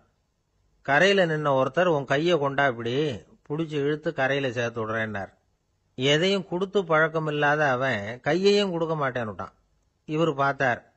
உன் கையை கொடுன்னு சொல்றதுக்கு பதிலாக நான் என் கையை கொடுக்கறேன் பிடிச்சிக்கோ அப்படின்னார். அவன் கப்புன்னு பிடிச்சிக்கிட்டான், இழுத்து கரையில் போட்டார். ஒரு காலத்தில் பிரஷ்யா அப்படின்னு ஒரு தேசம் இருந்தது. இப்போ ஜெர்மனி இருக்குல்ல, இதோட பெரும்பகுதி ஒரு காலத்தில் பிரஷ்யாங்கிற பேரில் இருந்தது. அப்போ அதுக்கு அரசராக இருந்தவர் மகா ஃப்ரெடரிக், அதாவது ஃப்ரெடரிக் தி கிரேட் அப்படின்னு சொல்லுவாங்க. அந்த ராஜாவுக்கு ஒரு சந்தேகம். நாம் பல வகையான வரிகளை விதித்து வசூல் பண்ணுறோம், அப்படி பண்ணி வருமானம் குறைஞ்சிக்கிட்டே போகுதே, இதுக்கு என்ன காரணமாக இருக்கும்? இதுதான் அவருக்கு ஏற்பட்ட சந்தேகம். ஒரு சமயம் அந்த அரசர் தம்முடைய அமைச்சர்களையும் பிரபுக்களையும் தளபதிகளையும் கூப்பிட்டு ஒரு விருந்து வச்சார். விருந்து முடிஞ்சதும் அவங்கள பார்த்து இந்த சந்தேகத்தை கேட்டார். வரிகள் அதிகமாக விதித்து வருமானம் குறையறதுக்கு என்ன காரணம் அப்படின்னு கேட்டார். பல பேருக்கு இதுக்கு சரியாக பதில் சொல்ல தெரியல. அனுபவசாலியான ஒரு தளபதி எழுந்திருச்சார். அரசே, அது எப்படிங்கிறத இப்போ உங்களுக்கு காட்டுறேன்னார். உடனே ஒரு பெரிய பனிக்கட்டி ஒன்று தன்னுடைய கையில் எடுத்தார். அதை அப்படியும் எப்படியும் திருப்பி பார்த்தார். அப்புறம் அடுத்தவர்கிட்ட கொடுத்தார்.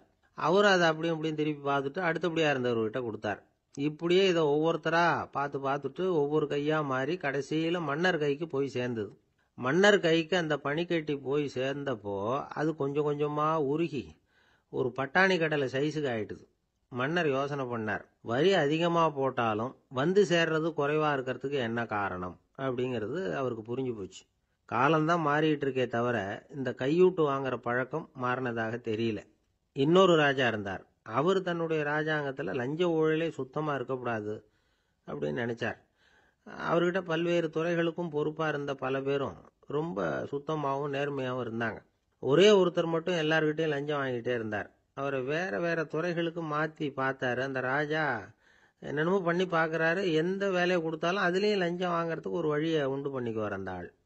ராஜாவுக்கு இது ஒரு பெரிய தலைவலியா போட்டுது. இவர் என்ன பண்றது, இவருக்கு என்ன வேலையை கொடுக்கறது, கொஞ்சம் கூட லஞ்சம் வாங்கறதுக்கு சான்ஸே இல்லாத ஒரு வேலையை கொடுக்கணும் அப்படின்னு திட்டம் போட்டார். ஒரு நாள் அவருக்கு அந்த உத்தரவும் போட்டுட்டார்.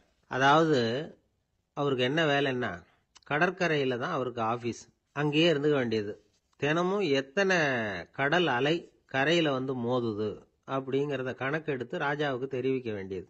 இதுதான் அவருக்கு வேலை. பேசாம அலையை எண்ணிட்டு உட்காந்துருக்கட்டும், அப்போவாவது அவர் லஞ்சம் வாங்குற சந்தர்ப்பம் இல்லாமல் போயிடும் அவருக்கு அப்படின்னு நினைச்சார் ராஜா. இந்த ஆளு கடற்கரைக்கு போய் டியூட்டியில ஜாயின் பண்ணிட்டார். ஒரே மாசத்துல அங்க சொந்தமா ஒரு பிரம்மாண்டமான மாளிகை கட்டி விட்டாரு. ராஜாவுக்கு இது பெரிய ஆச்சரியமா போச்சு. அலைய என்ற வேலையில அந்த ஆள் எப்படி பணம் சம்பாதிச்சார் அப்படின்னு விசாரிச்சு பார்த்தார் அக்கம் பக்கத்துல. அந்த ஆள் என்ன பண்ணிருக்கிறாருன்னா, கடற்கரையில போய் பொறுப்பு ஏத்துக்கிட்ட உடனே அங்க இருந்த மீனவர்கள் கிட்ட எல்லாம் இந்த கரையில வந்து ஒரு நாள்ல வந்து மோதுற அலைகள் எத்தனை அப்படின்னு கேட்டிருக்காரு. அது எப்படிங்க தெரியும்னு இருக்காங்க அவங்க. தினமும் அந்த எண்ணிக்கை தெரியணும். நம்ம ராஜாவுக்கு தினமும் அறிக்கை அனுப்பணும், டெய்லி ரிப்போர்ட்டு. தவறுனா நீங்க இந்த கடல்ல போய் மீன் பிடிக்கிறதுக்கு ராஜாவோட அனுமதி கிடைக்காது அப்படின்னு இருக்காரு. உடனே மீனவர்களும் பயந்து போட்டாங்க. கடலுக்கு போறதுக்கு அனுமதி இல்லைன்னா பட்டினி கிடக்கிறது மாதிரி ஆயிடுமே. மெதுவா அந்த ஆளுகிட்ட போனாங்க. காதோட காதா சொன்னாங்க, ஐயா, எங்களால வந்து கடல் அலைய வந்து எண்ண முடியாது. தினமும் எங்களால முடிஞ்சதை உங்களுக்கு பணமா கொடுத்துட்றோம். நீங்க தான் ராஜா கிட்ட சிபாரிசு பண்ணி நாங்க தொடர்ந்து மீன் பிடிக்கிறதுக்கு அனுமதி வாங்கி கொடுக்கணும் அப்படின்னு வேண்டிக்கிட்டாங்க. பணம் தினமும் வந்து சேர ஆரம்பிச்சுட்டுது. பதவியில மற்ற பதவியோட இந்த பதவி எவ்வளவோ மேல் அப்படின்னு நினைச்சுட்டான் அந்த ஆள். அது மட்டும் இல்ல, தயவு பண்ணி என்னை இந்த இடத்த விட்டு மாத்தி விடாதீங்க சார் அப்படின்னு வேற கேட்க ஆரம்பிச்சுட்டானா. எனக்கு இது மட்டும்தான் சார் தெரியும், இதை தவிர வேற எதுவும் தெரியாது அப்படின்னு சொல்லிக்கிட்டே காலம் தள்ளுறவங்க ரொம்ப பேர். அவங்க எல்லாம் கஷ்டப்பட வேண்டியிருக்கும். ஒருத்தர் தன்னுடைய தொழிலில் ரொம்ப கெட்டிக்காரராக இருக்கலாம். அதுக்காக எப்பவும் அதே ஞாபகத்தில் இருந்துக்கிட்டு உலகியல் அறிவு இல்லாமல் இருந்துடக்கூடாது. அது ஆபத்து. இதுக்காக நம்ம தாத்தா பாட்டிலாம் ஒரு கதை சொல்லுவாங்களே, கேள்விப்பட்டிருக்கீங்களா? ஒரு சமயம் ஒரு 4 பேர் சேர்ந்து வெளியூருக்கு பிரயாணம் போனாங்களாம். அந்த 4 பேர் எப்படி தெரியுமா? ஒருத்தர் வந்து வேதாந்தி, இன்னொருத்தர் சங்கீத வித்வான், 3வது ஆள் வைத்தியர், 4வது ஆள் ஜோசியர். இவங்க 4 பேரும் நண்பர்கள். அதனால சேர்ந்து புறப்பட்டாங்க. வழியில் ஒரு ஊரில் தங்கினாங்க. இருட்டி போச்சு. அதனால இன்னைக்கு ராத்திரி இங்கேயே தங்கி இருந்துட்டு நாளைக்கு புறப்படலாம் அப்படின்னு தீர்மானம் பண்ணாங்க. சாப்பாட்டுக்கு என்ன பண்ணுறது? அங்கேயே கடத்தெருவுக்கு போய் சாமான்லாம் வாங்கியாந்து சமைச்சு சாப்பிட்லாம்னு முடிவு பண்ணாங்க. 4 பேர் இருக்கிறதுனால ஆளுக்கு ஒரு காரியமாக செய்யலாம் அப்படின்னு வேலையை பிரிச்சுக்கிட்டாங்க. வைத்தியர் வந்து கரிகாய் வாங்க போனார், வேதாந்தி வந்து எண்ணெய் வாங்க போனார், ஜோசியர் வந்து பலசரக்கு வாங்க போனார், சங்கீத வித்வானுக்கு சமைக்கிற வேலை. எல்லாம் சரி, ஆனால் நடந்தது என்ன தெரியுமா? கடைத்தருவுக்கு காய்கறி வாங்க போனார்ல வைத்தியர், அங்கே போய் மார்க்கெட்டில் பார்த்தார். ஒவ்வொரு கரிகாயாக எடுத்து பார்த்தார். இது பித்தம், உடம்புக்கு ஒத்துக்காது, இது வாயு, உடம்பு ஒத்துக்காது அப்படின்னு ஒவ்வொன்றா தள்ளினார். கடைசியில் ஒன்றுமே தேரல, வெறுங்கையோட திரும்பி வந்துகிட்டு இருக்கிறார். எண்ணெய் வாங்க போனார வேதாந்தி, அவர் ஒரு தொன்னையில் எண்ணெயை வாங்கினார். பேசாமல் அதை எடுத்துகிட்டு வர வேண்டியது தானே, முடியல. அவருடைய வேதாந்த மூளை சிந்திக்க ஆரம்பிச்சுட்டுது. இந்த தொன்னைக்கு எண்ணெய் ஆதாரமா அல்லது எண்ணெய்க்கு தொன்னை ஆதாரமா அப்படிங்கிற ஆராய்ச்சியில் இறங்கினார். என்னாச்சு தெரியுமா? அப்படி கவுத்து பார்த்தார். வாங்கின எண்ணெய் பூராவையும் வழியில் கொட்டிவிட்டு வெறும் தொன்னையோடு வந்து சேர்ந்தார். பலசரக்கு வாங்க போனார் ஜோசியர். அவர் ஒரு வழியில் பார்த்தாரு. வழியில் வந்தவங்களெல்லாம் அங்கங்கே ஒரு மரத்தடியில் உட்கார வச்சு அவங்களுக்கெல்லாம் ஆர்வம் சொல்ல ஆரம்பிச்சிட்டார். அப்படி ஒவ்வொருத்தராக சொல்லி முடிச்சுட்டு கடத்தருக்கு போய் சேர்ந்தார். இவர் அங்கே போய் சேர்றதுக்குள்ளே ரொம்ப நேரம் ஆயிட்டுது. கடையெல்லாம் பூட்டிவிட்டு போயிட்டாங்க. என்ன செய்யறது? அவரும் வெறுங்கையோட திரும்பி வந்து சேர்ந்தார். சரி, இவங்க கதை தான் இப்படி ஆச்சு. அங்கே சமைக்கிறதுக்காக உட்காந்துருந்தாரு சங்கீத வித்வான். அவரு கதை என்னாச்சு தெரியுமா? அங்கே அவர் அடுப்பை பற்ற வச்சு ஒலையை கொதிக்க வச்சார். அதாவது ஒரு பானையில் தண்ணியை ஊற்றி அடுப்பில் வச்சார். அது கொதிக்க ஆரம்பிச்சுது. தண்ணி கொதிக்கிற சத்தம் இருக்குதுல்ல, அது இவருக்கு தாளம் போடுறது மாதிரி இருந்தது. ஒரே குஷி, பாட ஆரம்பிச்சுட்டார். பாடிக்கிட்டே உற்சாகமாக கையில் இருந்த கரண்டியால் அந்த பானையில் தட்டினார், தாளம் போடுறதா நினச்சிக்கிட்டு. அவ்வளவுதான், பானை பட்டுன்னு உடஞ்சி போச்சு. தலையில் கை வச்சுக்கிட்டு அவரும் உட்காந்துட்டார். எந்த தொழில் தெரிஞ்சாலும் சரி, அதை புத்திசாலித்தனமாக பயன்படுத்த தெரியலன்னா ஆபத்து தான். அதுக்காக தான் இந்த கதை. ஒரு பஸ்ஸு டிரைவர் ரொம்ப கெட்டிக்காரரு. பஸ்ஸை ரொம்ப திறமையாக ஆபத்து இல்லாமல் ஓட்டினதுக்காக பரிசுலாம் வாங்கினவர். அவரே ஒரு படகு ஓட்டுறதுக்காக அழைச்சிட்டு போயிருக்கிறாங்க, மோட்டார் படகு. அதையும் ரொம்ப திறமையாக தான் ஓட்டிகிட்டு போயிருக்கிறாரு. நடுக்கடலில் போனதும் படகு நின்று போச்சு. மோட்டாரில் ஏதோ கோளாறு. என்ன செய்யலாம் அப்படின்னு அந்த டிரைவரை கேட்டிருக்கிறாங்க படகுல இருந்தவங்கெல்லாம். அப்போ அவர் சொன்னாராம், கவலைப்படாதீங்க, ஒன்றும் பிரச்சனை இல்லை, எல்லாரும் கொஞ்சம் கீழே இறங்கி பின்னாடி தள்ளுங்க, மோட்டார் ஸ்டார்ட் ஆகிடும் அப்படின்னாராம். 12ஆம் பாடல். கனைத்திளம் கற்றெருமை கன்றுக்கு இறங்கி நினைத்து முலை வழியே நின்று பால் சோர நனைத்தில்லம் சேராக்கும் நற்செல்வன் தங்காய் பனித்தலை வீழனின் வாசல் கடை பற்றி சினத்தினால் தென்னிலங்கை கோமானைச் செற்ற மனத்துக்கு இனியானை பாடவும் நீ வாய் திறவாய் இனித்தான் எழுந்திராய் ஈதன்ன பேருறக்கம் அனைத்தில்லத்தாரும் அறிந்தேலோர் எம்பாவாய். இதனுடைய பொருள், கன்றை பிரிந்த எருமை தன் கன்றை நினைத்து கனைத்து அந்த நினைப்பால் தனது காம்புகளிலிருந்து விடாது பால் பொழிவதால் வீடெல்லாம் பால் வெள்ளமிட்டு சேராகி கிடக்கின்ற வீட்டின் தலைவனான பெரும் செல்வத்தை பெற்றிருப்பவனது தங்கையே. முன்பு பெரும் கோபத்தால் தென்னிலங்கை மன்னனான ராவணனை அழித்து ஒழித்த மனத்திற்கு இனியவனான ராமபிரானை புகழ்ந்து மார்கழி மாத பனி தலையில் விழுந்து கொண்டிருக்க நாங்கள் உன் வீட்டு வாசலில் கீர்த்தனம் செய்வதை கேட்டும் நீ உறங்கலாமா? கதவை திற, பொழுது விடிந்து இன்னும் நீ உறங்குவது எல்லா வீட்டாருக்கும் தெரிந்து விட்டது, இனியாவது எழுந்திரு, என்ன இது பெரிய உறக்கம் என்கிறார்கள். இந்த பாடலில் எழுப்பப்படுகிறவள் கண்ணபெருமானுடைய நெருங்கிய நண்பனுடைய தங்கை. அவளை எழுப்புகிற போது நற்செல்வன் தங்காய் என்று அவர்கள் அன்போடு அழைக்கிறார்கள். சூழலை முதலில் வர்ணிக்கிறார்கள். ஒரு எருமை அவிழ்த்துவிட்ட பிறகும் பால் கறவாமல் விட்டுவிட்டதால் தன் கன்றை நினைத்து அது பால் பொழிகிறது, அதனால் வீடு சேராகிறது. கனைத்திளம் கற்று எருமை கன்றுக்கு இறங்கி நினைத்து முலைவழியே நின்று பால் சோர என்று பாடலிலே வருகிறது. பக்தி இலக்கியங்களுடைய அடிப்படை நாதமே அன்புதான் பிரமாதம். உண்மையிலேயே வாழ்க்கை ஒரு அறிவுபூர்வமான ஏற்பாடு அல்ல, அது அன்பு பூர்வமான ஒரு ஏற்பாடு. ஒரு எருமையே இப்படி இருக்குமானால் இறைமை என்ற இறை தத்துவத்தில் ஈடுபட்டவர்கள் எவ்வளவு இரக்கத்தோடு இருக்க வேண்டிய கடமை உடையவர்கள். எருமை மாடு கன்றுக்கு இறங்கி பால் சொரிவதை கவிச்சக்கரவர்த்தி கம்பன் பாடிக்காட்டி இருக்கிறார்.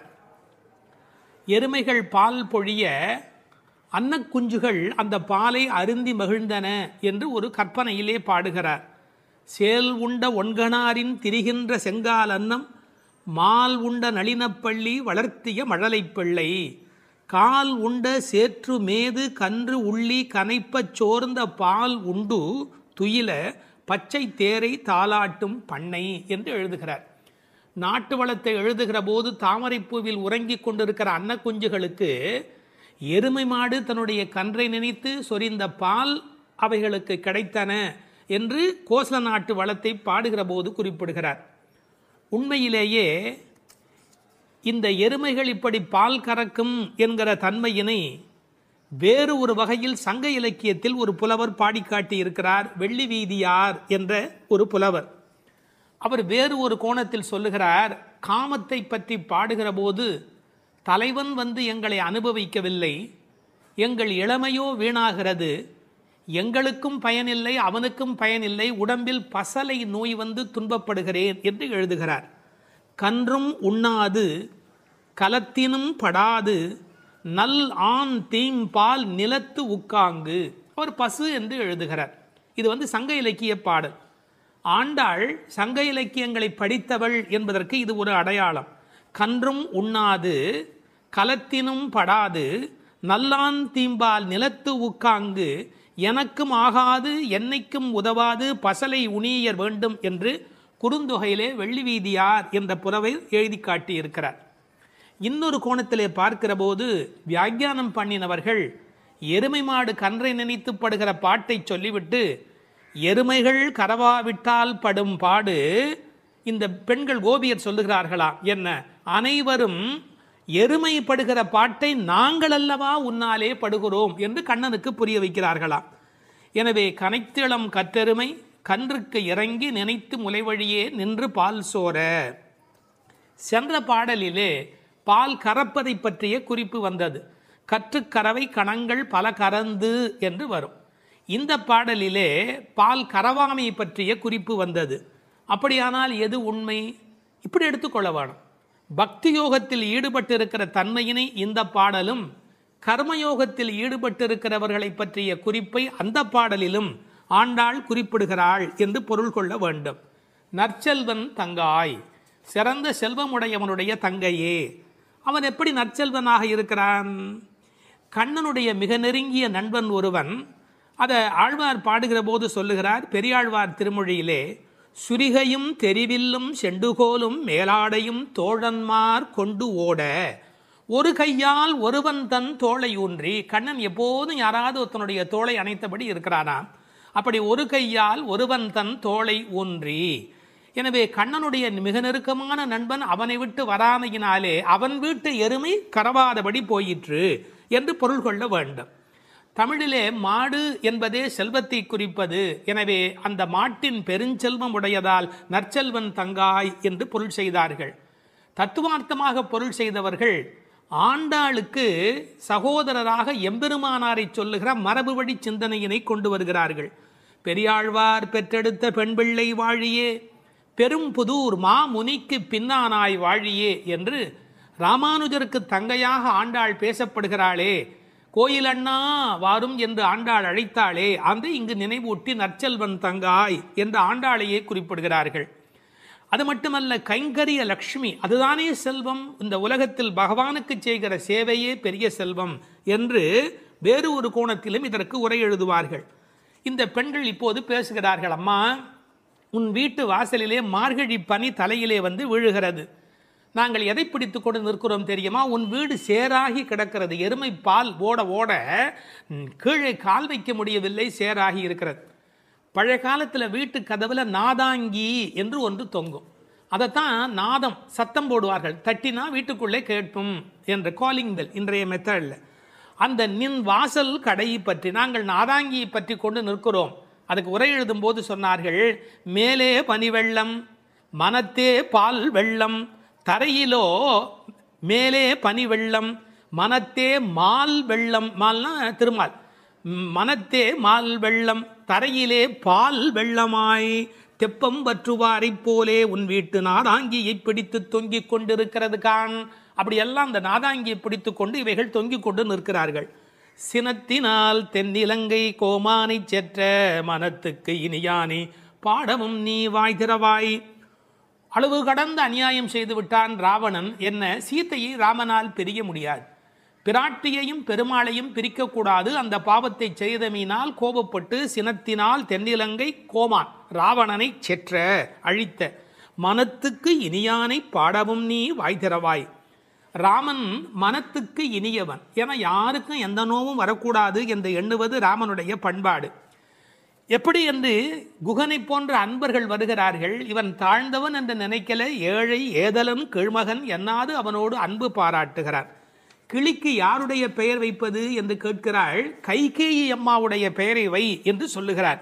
இப்படி எல்லோருக்கும் மனத்துக்கு இனியனாயிருந்த அழகை வைமு கோபாலகிருஷ்ணமாச்சாரியார் உரையிலே ராமாயண பாடல்ல இருந்தே பல குறிப்பு சொல்லுகிறார். மனத்துக்கினியானே என்ற தொடர்க்கு நட்பினர் நொதுமலாளர் பகைவர் ஆகிய மூவகையர் மனத்துக்கும் இனியவன் என்று பொருள் கொள்ளலாம். குகனை விடுங்கள், அடுத்தாற் போல வாலிக்கும் ராவணனுக்கும் கூட இனியனாயிருந்தான் என்றோ. மூக்கும் காதும் வெம்முரண் முலை கண்களும் முறையால் இழந்து அரற்றிய சூர்ப்பனகையும் போக்கினீர் என் நாசி பொய்த்து என் என்றும் மேக்குயரும் நெடுமூக்கு மடந்தையர்க்கு மிகையன்றோ என்றும் பிழை செய்தீரோ என்றும் சூர்ப்பனகை ராமனை புகழ்ந்து பாடுகிறாள். மார்பில் ராமபானம் பாய்ந்து நின்ற நிலையும் வாலி ஓவியத்து எழுத ஒண்ணா உருவத்தாய் என்று சொல்லுகிறான். ஆவி போம் வேலைவாய் அறிவு தந்து அருளினாய் என்று பேசுகிறான். ராவணன் மாலியவானிடத்திலே வந்து சொல்லுகிற போது நாசம் வந்துற்ற காலை நல்லதோர் பகையை பெற்றேன் என்றார். அது மட்டுமல்ல, ராமனுடைய தோற்றத்தை பார்த்துவிட்டு சொல்லுகிறான், ராகவன் மேனி நோக்கி தீயன கொடிய வீர சேவகச் செய்வை கண்டால் நாயன தகுதும் அன்றே காமனும் நாமும் எல்லாம் என்று பகைவனை கொண்டாடுகிறான் ராவணன். எனவே ராமனிடத்தில் எல்லோரும் அன்பு பாராட்டுகிற காரணத்தினாலே அவன் மனத்துக்கு இனியவனாக இருக்கின்றான். அந்த மனத்துக்கு இனியானை நாம் பாட இனித்தான் எழுந்திராய். ராமாயணமே சொல்லிவிட்டோம், இன்னும் நீ எழவில்லையே, ஈதென்ன பேருறக்கம், இந்த உறக்கம் நியாயமா, இப்படி தூங்கி தொலைக்கிறாயே. அனைத்தில்லத்தாரும் அறிந்தார். உனக்கு வெக்கமா இல்லை? பக்கம் வீடு எதிர் வீடு எல்லாருமே நீ எழவில்லை என்பதை தெரிந்து வைத்திருக்கிறார். மனிதர்களுடைய இயல்பு தன்னை பற்றி அக்கம் பக்கம் என்ன நினைக்கும் என்கிற ஒரு கூச்ச சுபாவம் உண்டு. அதை இந்த இடத்துல எடுத்து சொல்லி அனைத்தில்லத்தாரும் அறிந்து என்று உரை எழுதினார்கள். ராமானுஜரை நினைவூட்டி உரையிலே இன்னொரு குறிப்பு சொன்னார்கள். திருக்கோஷ்டியூர் கோபுரத்தின் மேல் ஏறி திருவெட்டெழுத்தினுடைய பொருளை ஓரான் வழி உபதேசமாக வருகின்ற ஒன்றை கூட எல்லாரும் அனைத்தில்லத்தாரும் அறியும்படியாக சொன்னவர் ஸ்ரீ ராமானுஜர் அல்லவா? அவரை இந்த இடத்தில் நினைவு கூர்ந்து இந்த பாடல் நிறைவு பெறுகிறது.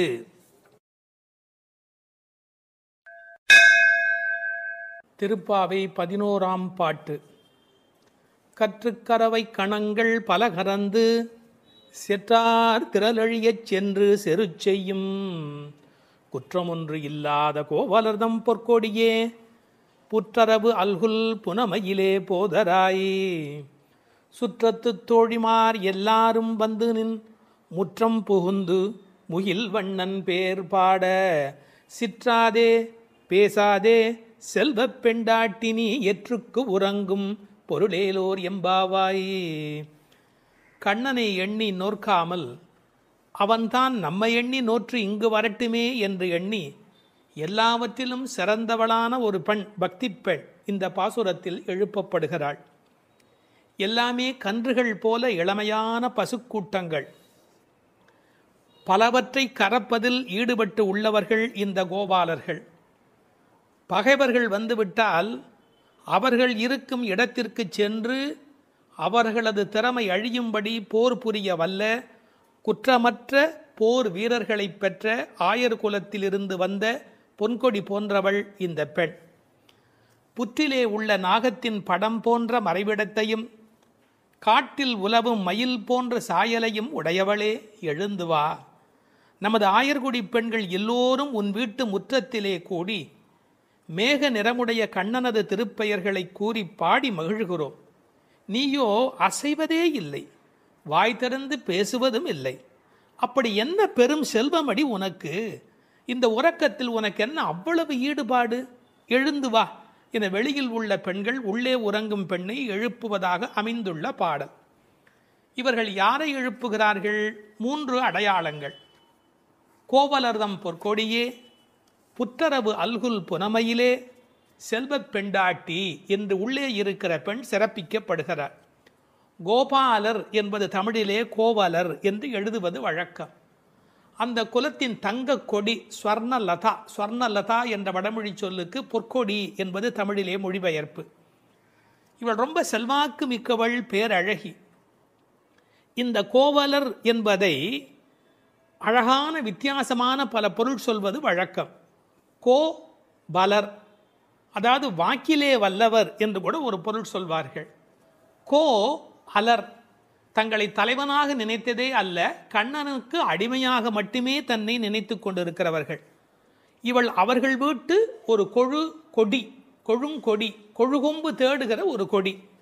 கோல் தேடி ஓடும் கொழுந்ததே போன்று மால் தேடி ஓடும் மனத்தள் ஆவிக்கோர் பற்று கொம்பு, இதெல்லாம் ஆழ்வார் திருவாக்கு. இவள் மனம் எப்போதும் கண்ணபெருமானை நோக்கி போய்கொண்டிருக்கும். ஒரு கொழுகொம்பாகிய இறைவனை தேடி போவதாலே இவள் கொடி, ஆனால் பொற்கொடி. அடுத்த வார்த்தை அவளுடைய மறைவிடத்தை குறித்து பேசுகிறார்கள். புற்றரவு அல்குல் புனமையிலே. இது தமிழிலே ரொம்ப இயற்கை. அதில் என்ன ஒரு குறிப்பு இருக்கிறது என்றால், பாம்பு புற்றிலே ஒடுங்கி விடும். அதுபோல் இவளுக்கு ஒடுக்கமான இடை என்பதை நாம் இந்த இடத்தில் புரிந்து கொள்ள வேணும். பெண்ணுக்கு இடை எப்படி இருக்க வேணும்? பொய்யோ எனும் இடையாளோடும் இடையானோடும் போனான். கம்பனுடைய வாக்கு. சீத்தையினுடைய இடை உண்டா இல்லையா என்று எல்லோரும் சர்ச்சை செய்கிற இடை என்று எழுதினார். இந்த புற்றரவு அல்குல் என்பதை கொஞ்சம் விளக்கம் சொல்லுகிற ஆச்சாரியர்கள் அது மறைந்திருப்பதையும், குளிர்ச்சி, பாம்பு புற்றுக்குள் மறைந்திருக்கும், புற்றுக்குள்ளே எப்போதும் வெப்பம் குறைவாக இருக்கும். நான் ஒரு குறிப்பு படித்தேன், 23 டிகிரி செல்சியஸ் அந்த சூட்டில் தான் உள்ளே இருக்குமா பாம்பு குடியிருப்பதற்கு விரும்புமா. ஏர் கண்டிஷன் ரூமில் இருக்கிற மாதிரி அந்த குளிர்ச்சி இருந்தால்தான் அது அங்கே இருக்குமா. அதுபோல இந்த பெண்ணின் மறைவிடத்தையும் அவர்கள் குளிர்ச்சி மிக்கது என்று பாடுகிறார்கள்.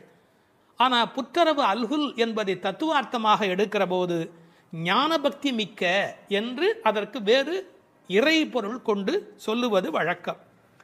அடுத்த வார்த்தை புனமையிலே போதராய். மயில் என்று சொன்னால் போராதா? ஏன் புனமயில் என்று சொல்ல வேணும்? நீங்கள் என்னதான் வளர்த்தாலும் ஒரு மிருகக்காட்சி சாலையில் இருக்கிற மயில் அதில் ஒரு வளப்பம் இருக்காது. காட்டிலே இயற்கையோடு இயற்கையாக ஆடிக்கொண்டிருக்கிற மயில் இருக்கு, செழிப்பாக இருக்கும். காட்டு மயில், புனம்னா காடு, காட்டிலே இருக்கிற மயில். வளர்ப்பு மயிலுக்கு இல்லாத அழகு காட்டில் இருக்கிற மயிலுக்கு வனப்பு மயில். அது கண்ணுக்கு மிகவும் இனிமை தருவது மயில்.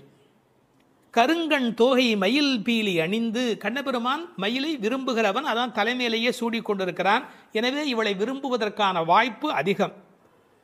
இன்னொரு கோணத்தில் பிரதிவாதி பயங்கரம் சுவாமிகள் ஒரு அருமையான கருத்து சொல்வார்கள்.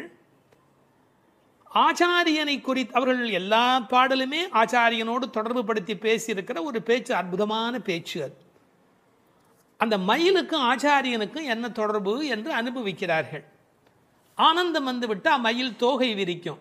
ஆச்சாரியனும் அப்படித்தான். ஆனந்தம் வந்து விட்டால் தன்னுடைய வாக்கில் விஸ்தாரமாக பல பொருள்கள் சொல்ல தொடங்கி விடுவார்.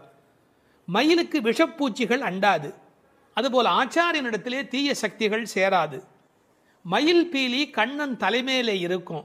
ஆச்சாரியன் ஏதேனும் ஒன்று சொன்னால் கண்ணன் தலைதுலுக்கி அதை அனுபவிப்பானா, அப்படி என்று அனுபவிப்பானா. எனவே தலைமேல் வைத்து கண்ணனே கொண்டாடுகிறான் ஆச்சாரியனுடைய வாக்கு.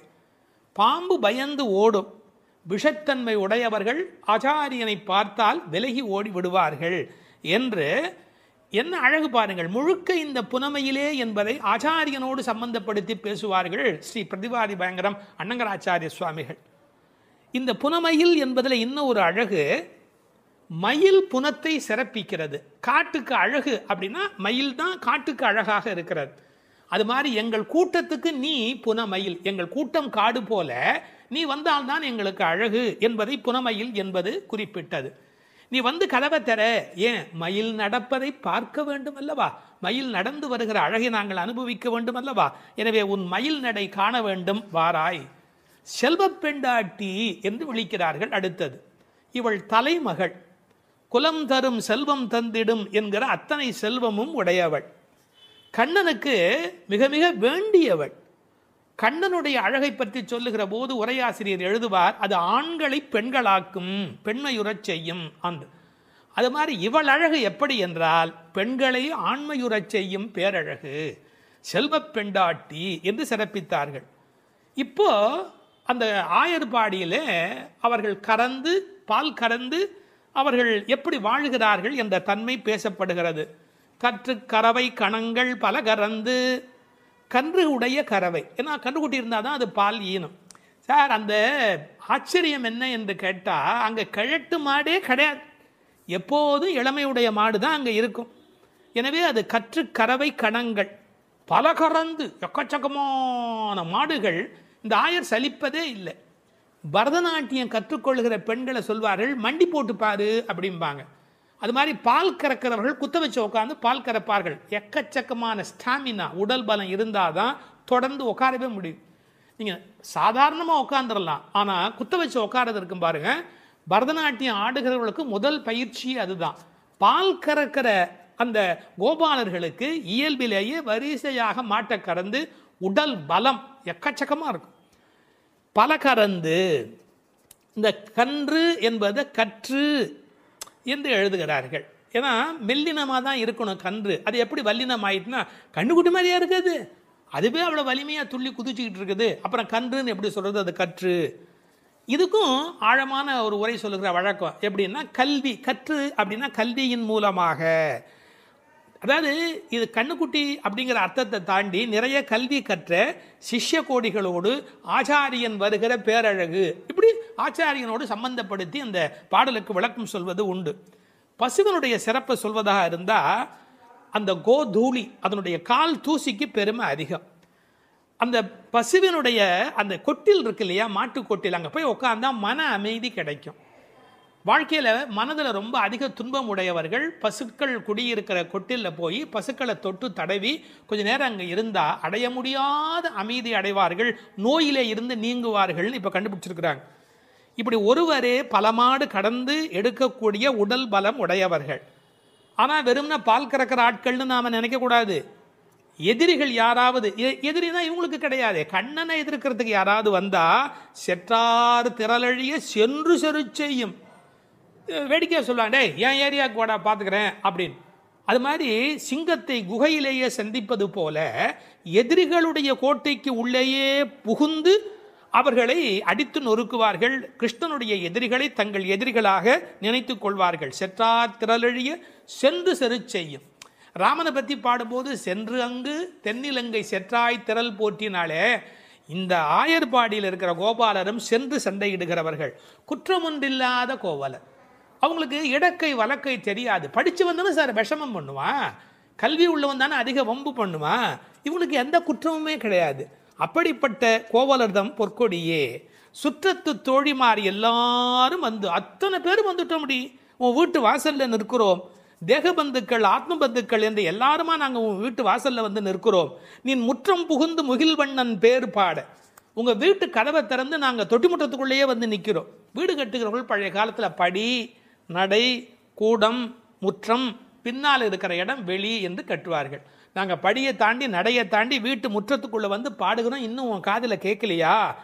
அணியரங்கன் திருமுற்றத்து அடியார் தங்கள் இன்பமிகு பெரும் குழுவும் கண்டு. பெருமாள் திருமொழியில் இருக்கிற வாக்கு. ரங்கநாதனுடைய முற்றத்தில் வந்து நின்று கொண்டு பாடுவார்கள். அதுபோல நாங்கள் இப்போது பாடிக்கொண்டிருக்கிறோம். முற்றம் புகுந்து முகில் வண்ணன் பேர் பாட. ஒரு அழகு சொல்லட்டுமா? உன்னை புனமயில் என்று வர்ணிக்கிறார்கள். மயில் எப்போ ஆடும்? முகில் பார்த்தா ஆடும். கண்ணன் முகில் வண்ணன், நீ புனமயில், அவனுக்கென்று ஆடப் பிறந்தவள். முகில் வண்ணன் பேர் பாட சிற்றாதே. சிற்றாதேன்னா அசையாம கிடக்கிறமா, நீ உடம்பு கூட அசையில. நாங்கள் இவ்வளோ பேர் பாடுறோம், ஒரு குலுங்கல் ஒன்றுமே இல்லையே. பேசாதே, பதிலும் நீ பேச மாட்டேங்கிற. செல்வ பெண்டாட்டி, ரொம்ப உனக்கு நாம் கண்ணனுக்கு வேண்டியவன் அப்படிங்கிற ஒரு ஒரு கர்வம் வந்து விட்டதா? செல்வ பெண்டாட்டி நீ எற்றுக்கு உறங்கும் பொருள் ஏலோர் எம்பாவாய். உறக்கத்தில் அர்த்தமே இல்லையேடி, அர்த்தமில்லாத தூக்கத்தில் போய் ஆழ்ந்து கிடக்கிறாயே என்று பேசுவதாக அமைந்திருக்கிறது இந்த பாடல்.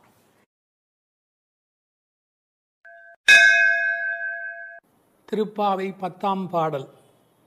நோற்று சுவர்க்கம் புகுகின்ற அம்மனாய் மாற்றமும் தாராரோ வாசல் திறவாதார். நாற்றத்துழாய் முடி நாராயணன் நம்மால் போற்றப் பறைதரும் புண்ணியனால் பண்டொரு நாள் கூற்றத்தின் வாய் வீழ்ந்த கும்பகர்ணனும் தோற்றும் உனக்கே பெரும் துயில்தான் தந்தானோ. ஆற்ற அனந்தல் உடையாய் அருங்கலமே தேற்றமாய் வந்து திரவேலோர் எம்பாவாய். இந்த பாடலை நோன்பின் பெருமையால் கண்ணனை கையில் கனிபோல் அடைந்த ஒரு பக்திமிக்க பாவை எழுப்பப்படுகிறாள் என்றும் பார்க்கலாம். அல்லது தூக்கத்தையே நோன்பாக கருதி சோம்பி கிடக்கிற ஒருவளை கேலி பேசுவதாகவும் பொருள் கொள்ளலாம். இப்போது பாடலின் பொருளை முதலில் பார்ப்போம். நோன்பின் பலன் கைவரப் பெற்று அதன் விளைவாக சொர்க்கத்தையே அடைகின்ற பெண்ணே. அந்த சொர்க்கத்தினுள்ளே புகும் பெண் என்றாலும் உறக்கத்தை நோன்பாக கொண்டவளே என்று இன்னொரு பொருள். நீ வாயில் கதவைத்தான் திறக்கவில்லை, வாயை திறந்து பதில் கூடவா சொல்லக்கூடாது?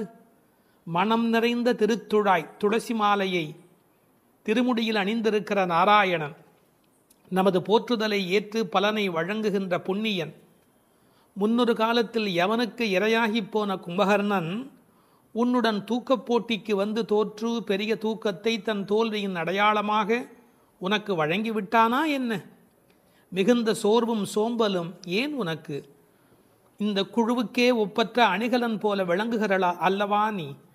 படுக்கையை விட்டு தெளிவுடன் எழுந்து வந்து கதவை திற என்று வெளியில் நின்ற தோழியர் உள்ளே படுத்திருப்பவளை அழைக்கிறார்கள்.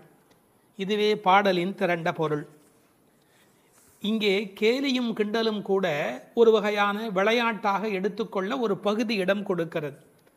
ஒரு பெண் சொல்லி இருக்கிறாள், நான் கடுமையான தவம் பண்ணி சொர்க்கம் போகப் போகிறேன் என்று இவர்கள் பேசிக்கொண்டிருக்கிற போது தோழிகளுக்கு மத்தியில் சொல்லி இருக்கிறாள். அவளை இப்போது எழுப்ப வந்திருக்கிறார்கள். ஆஹா அடியம்மா, நீ சொர்க்கம் போகிற லட்சணம் என்ன என்று எங்களுக்கு தெரியாதா? நோற்று சொர்க்கம் போகுகின்ற அம்மனாய், நீ தவம் பண்ணி சொர்க்கம் போவேன் என்று சொன்னாயே, இப்போது படுத்து கிடக்கிறாயே. இப்படி எடுத்துக்கொண்டால் அது ஒரு கேலியான கிண்டலான அவளை பற்றி பேசுகிற ஒரு விளையாட்டு பேச்சாக பொருளாகிறது. உண்மையிலேயே எடுத்துக்கொண்டால் அவள் உண்மையான கடினமான முயற்சி உடையவள், எல்லா நோன்புகளையும் சரியாக மேற்கொள்ளுகிறவள், நாளை வைகுந்தம் சேர வேண்டும் என்ற எண்ணத்தில் தன் வாழ்நெறியை அமைத்து கொண்டவள். எனவே நோற்று சொர்க்கம் போகின்ற அம்மனாய் பெருமைக்கு உரியவளே, நீ தவம் பண்ணி மேலே போவேன் என்று சொன்னாயே, இப்போது தூங்கிக் கொண்டிருக்கிறாயே என்று ரெண்டு வகையிலேயும் பாவத்தை மாற்றி பொருள் சொல்லக்கூடிய பாடல் வரி இது. சொர்க்கம் எது, நரகம் எது? ராமாயணத்திலே சீதா பிராட்டியார் சொல்கிறார், உன்னோடு இருப்பதுதான் எனக்கு சொர்க்கம். ராமனிடத்திலே சொல்கிறார், உன்னை பிரிந்தால் அது நரகமாக ஆகிவிடுகிறது. ஆகவே பெருமானோடு இருக்கிற நேரம்தான் சொர்க்கம்.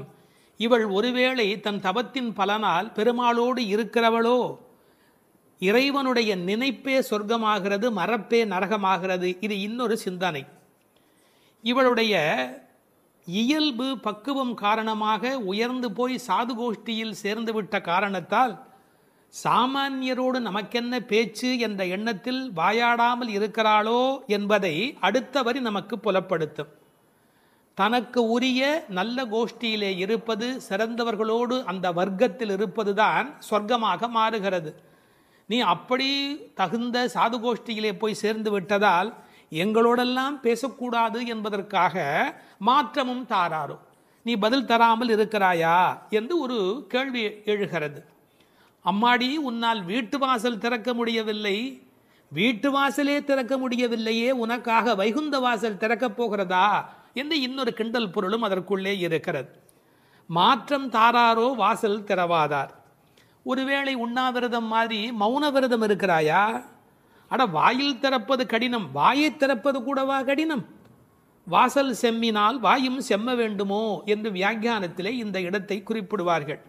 நீ எழுந்து பேச வேண்டாம், கதவை திறக்கக்கூடாதா? கதவை திறக்க வேண்டாம், வாயாலாவது பதில் சொல்லக்கூடாதா? ஏன் இப்படி நீ இருக்கிறாய் என்று அந்த பெண்ணை கேட்பது போல் அந்த பாடல் அமைந்திருக்கிறது.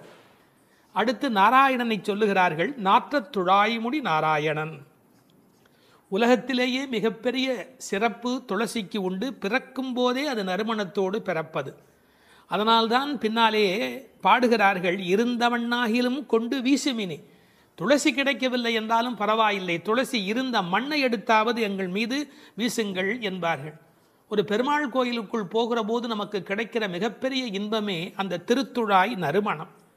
பச்சை கற்பூரம் அது இன்னொரு பக்கம், திருத்துழாய் நறுமணம்தான் கோயிலின் சிறப்பழகு. கண்ணன் திருத்துழாய் அணிந்து அங்கு வந்து சென்றால் 100 குழிக்கு தாங்கும் என்று உரை எழுதுவார்கள். அதாவது அவன் வந்து போன வாசம் அந்த இடம் முழுவதும் நிறைந்திருக்குமா. இப்போது திருத்துழாய் வாசம் வருவதாலே இந்த பெண்களுக்கு உள்ளூர ஒரு கவலை, ஒருவேளை கண்ணன் இங்கே உள்ளே வந்துவிட்டு போயிருக்கிறானோ என்கிற ஒரு சின்ன கவலையும் வெளிப்பட பேசுகிறார்கள். நாற்றத் துழாய்முடி நாராயணன். நான் துளசியை பற்றி ஒரு மருத்துவ புத்தகம் படித்து கொண்டிருந்தேன். அதில் துளசி பிராணசக்தியை கூட்டி நம்முடைய கபத்தை குறைக்கக்கூடியது. அது மட்டுமல்ல, அது 100 வகையான மேலான மருந்தாக அது பயன்பட்டு கொண்டிருக்கிறது. துளசி, கருந்துளசி, செந்துளசி, நாதுளசி என்று 4 வகையாக அது கிடைக்கிறது. பிராணசக்தியை கூட்டுகிறது என்பதற்காக அப்படியே எடுத்துக்கொள்ளுகிற போது அது முற்றிலுமாக ஒருவருடைய உடலை மாற்றி அமைக்கக்கூடியது. துறவரத்துக்கு போகிறவர்களுக்கு கூட துணை நிற்கக்கூடியது என்று ஒரு குறிப்பு எழுதி வைத்திருக்கிறார்கள். துளசியோடு ஒரு 5 மிளகு வைத்து 3 நாள் சாப்பிட்டால் 3 மாத காலம் ஒரு பெண் அப்படி சாப்பிட்டால் குழந்தை பேர் இல்லாத பெண்களுக்கு வாய்க்கும் என்று எழுதுகிறார்கள். 9 மிளகு வைத்து அரைத்து 7 நாட்கள் வெறும் வயிற்றில் சாப்பிட்டால் எந்த விஷமும் உரியும் என்று எழுதுகிறார்கள். எனவே மருந்தல்ல மாமருந்தாக விளங்குவது திருத்துழாய். அந்த நாற்றத்துழாய் முடி நாராயணன் திருவடியில் மட்டுமல்ல அவன் திருமுடியிலும் இருக்கிற மேன்மையும் ஏற்றமும் பெற்றது இந்த திருத்துழாய். அந்த நாராயணன் நம்மால் போற்ற பறைதரும் புண்ணியனால். இந்த நம்மால் என்பதை நம்மால் என்று பிரித்து சொல்வார்கள், நம்மால் என்று சேர்த்து சொல்வார்கள். அதாவது நாம் இப்போது பாடினால் அவன் நமக்கு பறை தருவான், நம்முடைய மால் நமக்கு பறை தருவான். நமக்கு மால் இருக்குமென்றாலும், மால் என்றால் மயக்கம். சில பேர் சுய மோகிகள், தன்னைத்தானே மோகித்து கொண்டு தன்னை பெரிதாக நினைத்து கொண்டிருப்பார்கள். அப்படிப்பட்ட குறையுடையவராக இருந்தாலும் கூட அவர்களுக்கு கருணை பாலிக்கிறவன் கடவுளாக மாறுகிறான். நம்மால் போற்ற பறை தரும் புண்ணியனால். அவன் புகழை பாடிய மாத்திரத்தில் நமக்கு பறை தருகிறான், புருஷார்த்தங்களை அருளுவதற்கு தயாராக இருக்கின்றான். அடுத்து அந்த பெண்ணை அவர்கள் கேலி பேசுகிறார்கள். அப்படிப்பட்டவனை நாங்கள் பாடுகிற போது கூட நீ தூங்கிக் கொண்டிருக்கிறாயே, இது என்ன நியாயம்? பண்டொரு நாள் கூற்றத்தின் வாய் வீழ்ந்த கும்பகர்ணனும். இந்த பண்டொரு நாள் என்பதற்கு நேரடியாக நீங்கள் பொழிப்புரை எழுதினால் முன்பு ஒரு நாள், அதாவது ராமாயணம் முன்னர் நடந்தது. அப்படி முன்பொரு நாள் நடந்த ராமாயண யுத்தத்தில் கும்பகர்ணன் தோற்று விழுந்தான். இது வெளிப்படையான பொருள். ஆனால் ஒரு நயம் இருக்கிறது. பண்டு ஒரு நாள், ராமாயண கதை படித்தவர்களுக்கு தெரியும், ராவணனை போன்றவர்கள் முதல் நாள் போருக்கு வருகிறார்கள், பின்னாலும் வருகிறார்கள். இந்திரஜித்தன் ஒரு நாள் வருகிறான், பிறகு இன்னொரு நாள் வருகிறான். ஆனால் கும்பகர்ணன் ஒரே ஒரு நாள் தான் போருக்கு வருகிறான், அன்றே மாண்டு போய் விடுகிறார். இந்த மிகப்பெரிய வரலாற்று குறிப்பை பண்டொரு நாள் கூற்றத்தின் வாய்வீழ்ந்த கும்பகர்ணன் என்று குறிக்கிறாள். கூற்றத்தின் வாய்வீழ்ந்த கும்பகர்ணன் என்றால் யமனுடைய வாயில் வந்து விழுந்த கும்பகர்ணன். ராமன் கொன்றான் என்று பழி சொல்ல விருப்பமில்லை. ஒருவர் தண்ணீர் குடிப்பதற்கு ஏரி வெட்டி வைக்கிறார், அதில் வந்து ஒருவர் விழுந்து விட்டால் அது ஏரி வெட்டி அவருடைய தவறா? அது மாதிரி தயரதன் பெற்ற மரகத மணித்தடம் ஸ்ரீராமன், அதில் வந்து விழுந்து இறந்தவன் கூற்றத்தின் வாய்வீழ்ந்த கும்பகர்ணன் என்று நயம்பட பேசுகிறாள். 6 மாதம் தூக்கமுடையவன் அவன் தோற்றும் உனக்கே பெருந்துயில்தான் தந்தானோ. தோற்றவர்கள் வெற்றி பெற்றவர்களுக்கு ஒரு பரிசு தர வேண்டும். அப்படி கும்பகர்ணன் தோற்றவன் இந்த தூக்கத்தை இவளுக்கு பரிசாக கொடுத்து விட்டு போயிருக்கிறான். கும்பகர்ணன் இவளோடு போட்டி போட்ட போது இவள் வெற்றி பெற்று விட்டாளாம். அந்த கேலி பேசுகிறார்கள், தோற்றும் உனக்கே பெரும் தொழில்தான் தந்தானோ. சோம்பல் எல்லா நோய்களுக்கும் மகப்பேறு மருத்துவ மறை. ஆங்கிலத்திலே என்தூசியாசம் என்று ஒரு வார்த்தை சொல்கிறார்கள். அதை பற்றி ஆழமான பொருள் சொல்லுகிறவர்கள், என்தூசியாசம் என்றால் உற்சாகம் என்று மட்டும் பொருள் அல்ல, இறைமையில் நிறைந்தவர் என்று ஒரு பொருள் கொள்ளுகிறார்கள். எனவே சோம்பல் இறைநிலைக்கு எதிரானது, உயிர்ப்பு இறைநிலைக்கு அடையாளமானது. நீ இப்படி கும்பகர்ணனை போல் தூக்கத்தில் இருக்கிறாயே, நீ அனந்த நிலையில் இருக்கிறார், அதாவது தூக்கமும் இல்லை விழிப்பும் இல்லை, அந்த நிலையில் இருக்கிறாய், ஆற்ற ஆனந்தல் உடையாய். ஆனால் நீ யார்? எங்களுக்கு அரும் கலை. நீ வந்தால் எங்கள் கோஷ்டிக்கே பெருமை, எங்கள் கோஷ்டியே ஒளி வீசக்கூடியது, எங்களுக்கு நல்ல அணிகலன் நீ. தேற்றமாய் வந்து திரவேலோர் எம்பாவாய். தேற்றமாய் என்றால் படுத்த நிலையிலேயே அப்படியே எழுந்து வெளியிலே வந்து விடாதே. அதுக்கு ஒரு உரை சொல்வார்கள், வால்மீகத்திலே இலக்குவனை பார்க்க தாரை வந்த மாதிரி வந்து விடாதே, நீ உன்னை அழகுபடுத்தி கொண்டு திருத்தமாக வர வேண்டும் என்ற குறிப்பை அருங்கலமே தேற்றமாய் வந்து திரவேல் என்று பாடுகிறார்கள். 9வது பாடல். தூமணி மாடத்து சுற்றும் விளக்கெரிய தூபம் கமழ துயிலணை மேல் கண் வளரும் மாமன் மகளே, மணிக்கதவும் தாழ்த்திரவாய் மாமீர் அவளை எழுப்பீரோ. உன்மகள்தான் ஊமையோ அன்றிச் செவிடோ அனந்தலோ ஏமப் பெருந்துயில் மந்திரப்பட்டாளோ. மாமாயன் மாதவன் வைகுந்தன் என்றென்று நாமும் பலவும் நவின்றேலோர் எம்பாவாய். அப்பழுக்கற்ற தூய்மையான பரிசுத்தமான மாட மாளிகைகளைச் சுற்றிலும் 4 பக்கங்களிலும் விளக்குகள் ஒளிவிட்டு பிரகாசித்து எரிந்து கொண்டிருக்கவும், அம்மாளிகையைச் சுற்றிலும் அகில் சந்தனம் போன்ற வாசனைப் பொருள்களின் நறுமணம் எங்கும் கமழவும் நல்ல பஞ்சடைத்த மெத்தையில் கண்ணுறக்கம் கொள்ளும் எங்கள் மாமன் மகளே, மாணிக்கங்கள் பதிக்கப் பெற்ற உன் வீட்டு கதவின் தாழ்பாளை திறக்க மாட்டாயா? திறந்து விரைவில் வந்து எங்களுடன் சேர்ந்து கொள்ள மாட்டாயா? மாமிகளே, நீங்களாவது அவளை எழுப்பிவிட மாட்டீர்களா? விடிந்து எவ்வளவு நேரமாகிவிட்டது, நாங்கள் இவ்வளவு நேரம் அவளை அழைத்து கொண்டிருக்கிறோமே, அவளுக்கு என்ன ஆயிற்று? ஒரு வார்த்தை கூட பதில் கூற மாட்டேன் என்கிறாளே, அவள் என்ன பேசும் திறனற்ற ஊமையா? அல்லது நாங்கள் அழைப்பது அவளுக்கு கேட்கவில்லையா, காது கேட்கவில்லையா? அல்லது ஆழ்ந்த பேருறக்கத்தில் படுத்து கிடக்கிறாளா? அல்லது யாரேனும் கட்டுப்படுத்தி அவளை பெருந்துயில் கொள்ளுமாறு செய்து விட்டார்களா? அல்லது ஏதேனும் மந்திரம் மாயம் செய்திருக்கிறார்களா? அதன் வசம் கட்டுப்பட்டு இப்படி பேருறக்கம் கொண்டு கிடக்கிறாளே. நாங்கள் அந்த மாமாய செயல்களில் வல்லவனும் மிகுந்த தவமுடைய இலக்குமியின் கணவனும் வைகுண்டத்திற்கு அதிபதியுமான நாராயணன் பெயரை திரும்ப திரும்பச் சொல்லி பக்தி பரவசத்தில் ஈடுபட்டு அவளை அழைக்கிறோமே, அவள் ஏன் இன்னும் எழுந்து வந்து கதவை திறந்து எங்களுடன் சேர்ந்து இறைவன் திருப்பெயரை சொல்லி வழிபட மாட்டேன் என்கிறாள்? நீங்களாவது கேட்டுச் சொல்லுங்களேன் என்கிறார்கள். இந்த பாடலின் திரண்ட பொருள் இது. தூமணி மாடத்து சுற்றும் விளக்கெரிய. விளக்கு எரிப்பதற்கே நிறைய செல்வம் இருக்க வேண்டும். இது சீர்மல்கும் ஆய்பாடி செல்வச் சிறுமியர்கள் வாழுகிற இடம். அந்த வீட்டினுடைய அமைப்பு எப்படி இருக்கிறது? தூய்மையான ரத்தின மணிகள் அப்படியே பதிந்து வைத்திருக்கிறார்கள். ஒரு குறிப்பு எழுதுகிறார்கள், அரசர்கள் அந்தப்புறத்திற்கு சிறந்த மணியை கொண்டு அற்புதமான கட்டடத்தை அமைப்பார்களாம். அங்கு வேண்டாம் என்று ஒதுக்கப்பட்ட கற்களை கொண்டுதான் அரண்மனையையே கட்டுவார்களாம். இது துவளில் மண்டபம், அது தூமணி மாடம் என்று அதற்கு ஒரு விளக்கம் சொல்கிறார்கள்.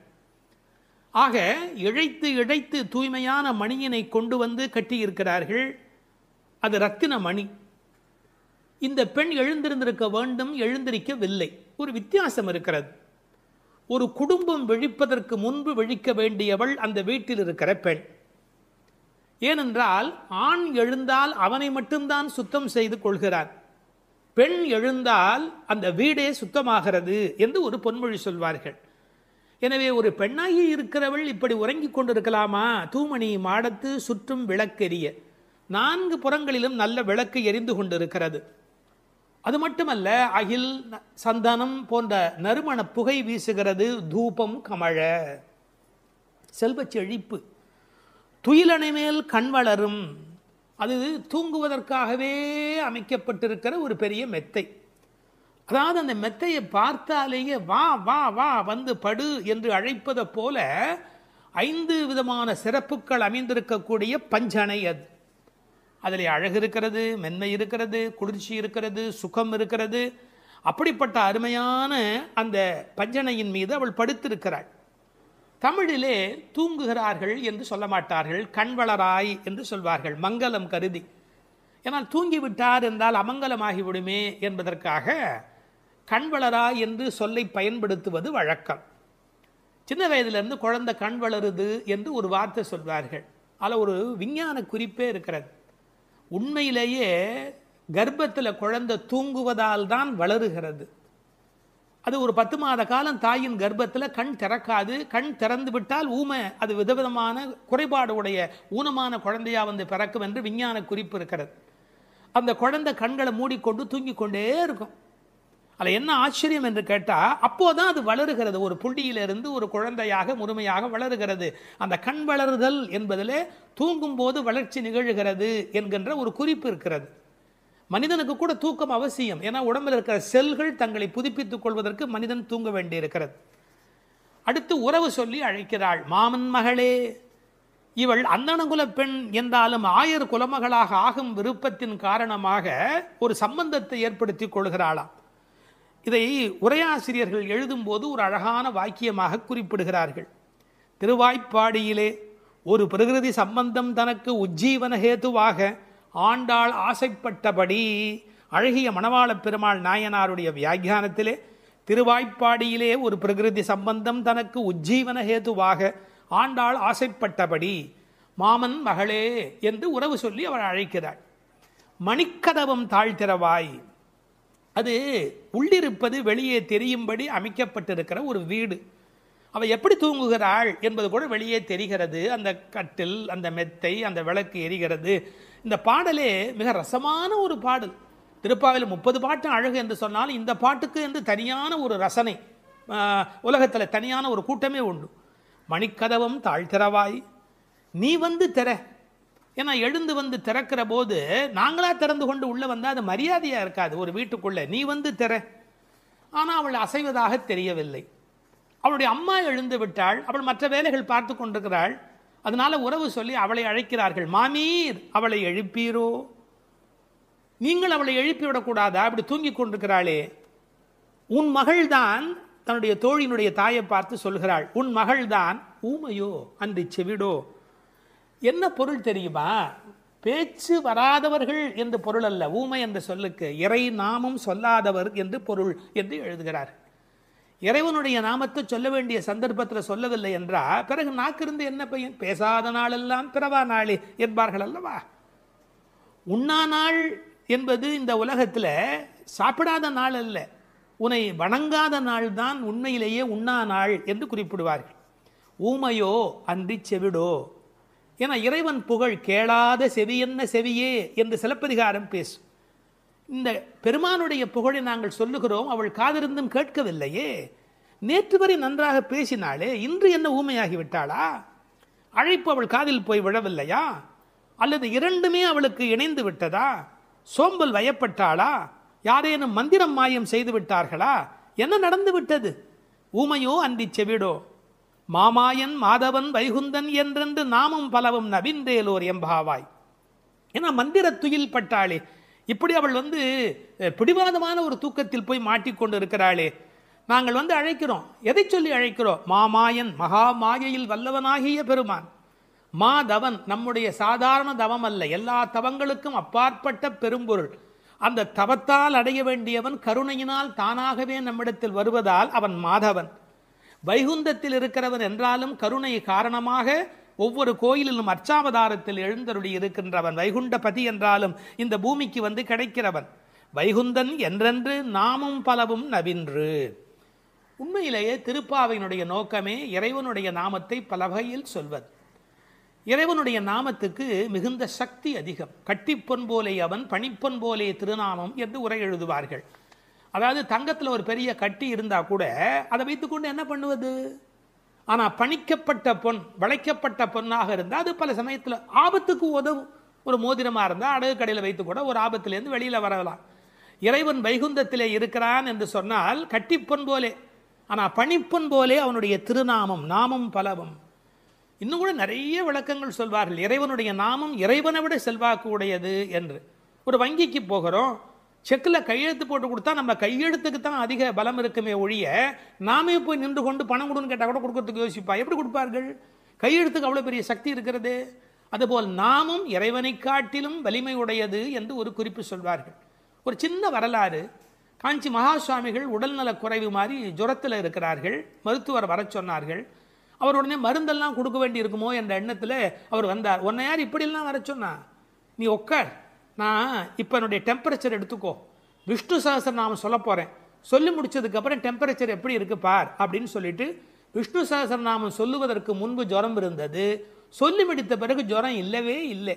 உன்னை எதுக்கு தெரியுமா கூப்பிட்டேன்? மருந்து கொடுத்து தான் இதை காப்பாற்றணுங்கிறது இல்லை, விஷ்ணு சஹஸ்ரநாமம் சொன்னாலேயே ஜுரம் போயிடும்னு தெரிஞ்சுக்கோ என்று ஒரு செய்தி சொன்னதாக ஒரு வரலாறு உண்டு. அவனுடைய நாமம் எல்லா நோய்களையும் போக்கக்கூடியது. அந்த நாமம் பலவும் நவின்றேலோர் எம்பாவாய். அந்த நாமங்களை நாம் வாய் திறந்து பாடுவோம் என்பதாக இந்த பாட்டு நிறைவு பெறுகிறது. 13வது பாடல். புள்ளின் வாய் கீண்டானே பொல்லா அரக்கனை கிள்ளிக் களைந்தானே, கீர்த்திமை பாடிப்போய் பிள்ளைகள் எல்லோரும் பாவை களம் புக்கார், வெள்ளி எழுந்து வியாழம் உறங்கிற்று புள்ளும் சிலம்பினகான், போதறிக் கண்ணினாய் குள்ளக் குளிரக் குடைந்து நீராடாதே பள்ளி கிடத்தியோ, பாவாய் நீ நன்னாளால் கள்ளம் தவிர்ந்து கலந்தேலோர் எம்பாவாய். கண்ணழகு படைத்த பெண் ஒருத்தியை இப்பாசுரத்தால் எழுப்புகிறார்கள். மலரில் உள்ள வண்டுகள் போன்று அழகிய கண்களை உடையவளே, கொக்கு வேடத்தில் வந்து வாயை பிளந்து கண்ணனை விழுங்க எண்ணிய பகாசுரனை அவன் வாயை கிழித்து அழித்த கண்ணபெருமான், கொடியவனான ராவணனது தலைகளை அறுத்து அழித்த ராமபிரான், அவர்களது வீர வரலாறுகளை பாடிக்கொண்டு இளம்பெண்கள் எல்லோரும் பாவை நோன்புக்குரிய இடத்திற்கு எப்போதோ சென்று விட்டனர். வானத்திலேயோ குரு என்கிற கோள் மறைந்து சுக்கிரன் உதயமாகிவிட்டான். பட்சிகள் வீதியெல்லாம் பறந்து சப்திக்கின்றன. இந்த மார்கழி விடியல் விடியும் முன்பே உடல் நன்கு குளிரும்படி மடிவில் குடைந்து குடைந்து நீராட வேண்டாமா? இன்னும் படுக்கையில் சுருண்டு கிடக்கலாமா? நல்ல நாளும் அதுவுமாக இப்படி இருக்கிறாயே, அப்படி உனக்கு என்ன தனிய அனுபவம்? உன் மனதில் உள்ள கள்ளத்தனத்தை விடுத்து எங்களோடு சேர்ந்து வா என்று அழைக்கிறார்கள். இதை ரசமாக அனுபவிக்கிறவர்கள் முதல் பாடலிலே மனத்துக்கினியான் என்று ராமனை பேசிவிட்டதால் இந்த ஆயர்பாடிக்குள்ளே ஒரு பெரிய விவாத கோலாகலம் ஏற்பட்டு விட்டதாம். அதாவது சர்ச்சை. அது யாரடா அது? கண்ணனுடைய ஊரிலே வந்து ராமனுடைய கதையை பேசி கொண்டிருக்கிறார்களே என்று சில பேர், சில ஆயர்கள் கோபப்படவும், ஏன் அப்படி பேசக்கூடாதா என்று சில பேர் மறுபடியும் எதிர்ப்பக்கம் விவாதிக்கவும், ஒரு பட்டிமண்டபத்தை போலவே ஒரு விவாதம் அங்கு தொடங்கிவிட்டது என்று அனுபவிப்பார்கள்.